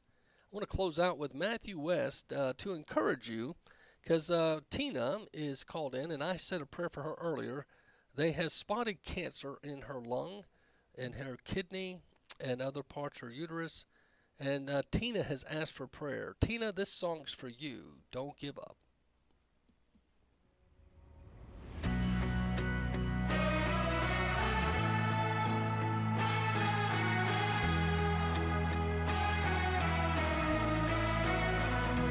Troubled times, troubled soul, troubled world spinning out of control. Just when you think it can't get worse, it does. Feels like more than I can take. Like this heart was just born to break. But no matter what, there ain't no way I'm giving up, no. 'Cause I've read the last page of the Bible. I know how the story ends. Remember this, my Jesus is coming back again.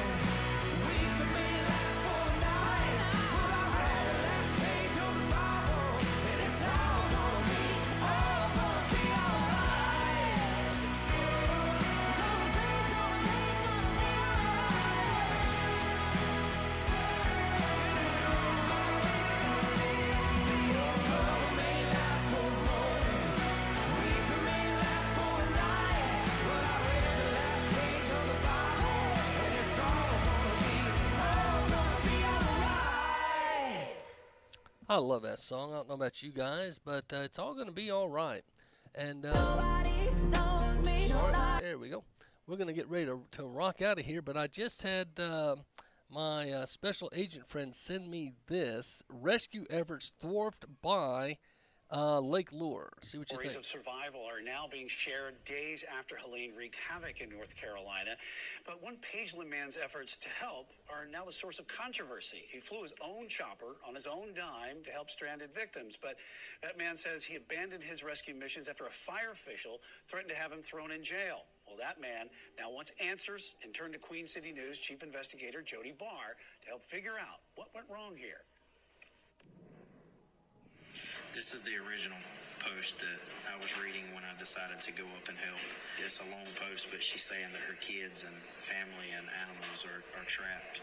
No way out, no supplies, and the only way in or out is accessible by helicopter.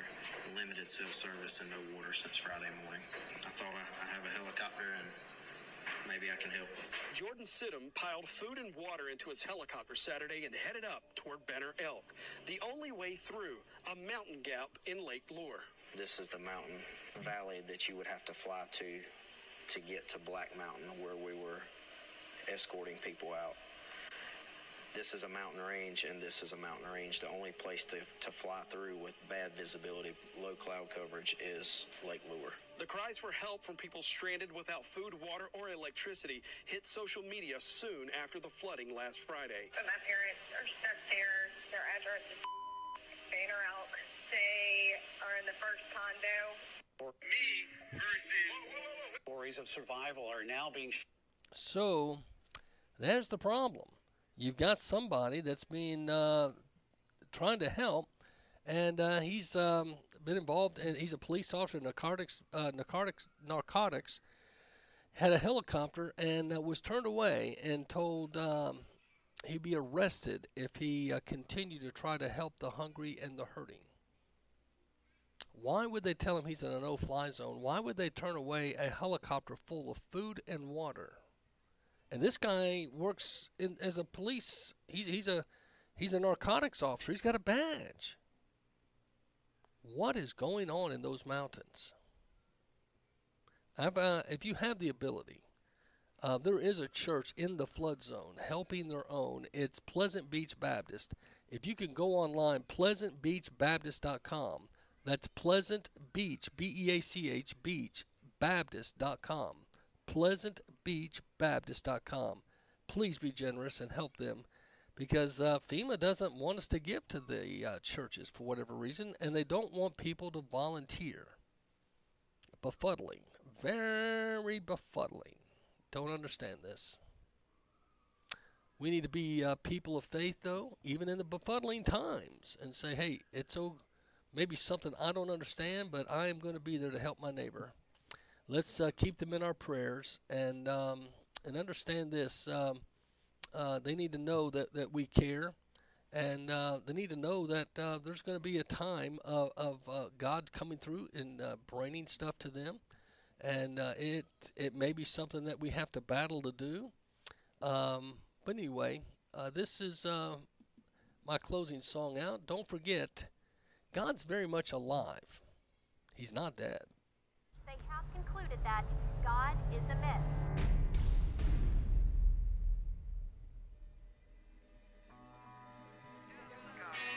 This is Newsboys. God's not dead.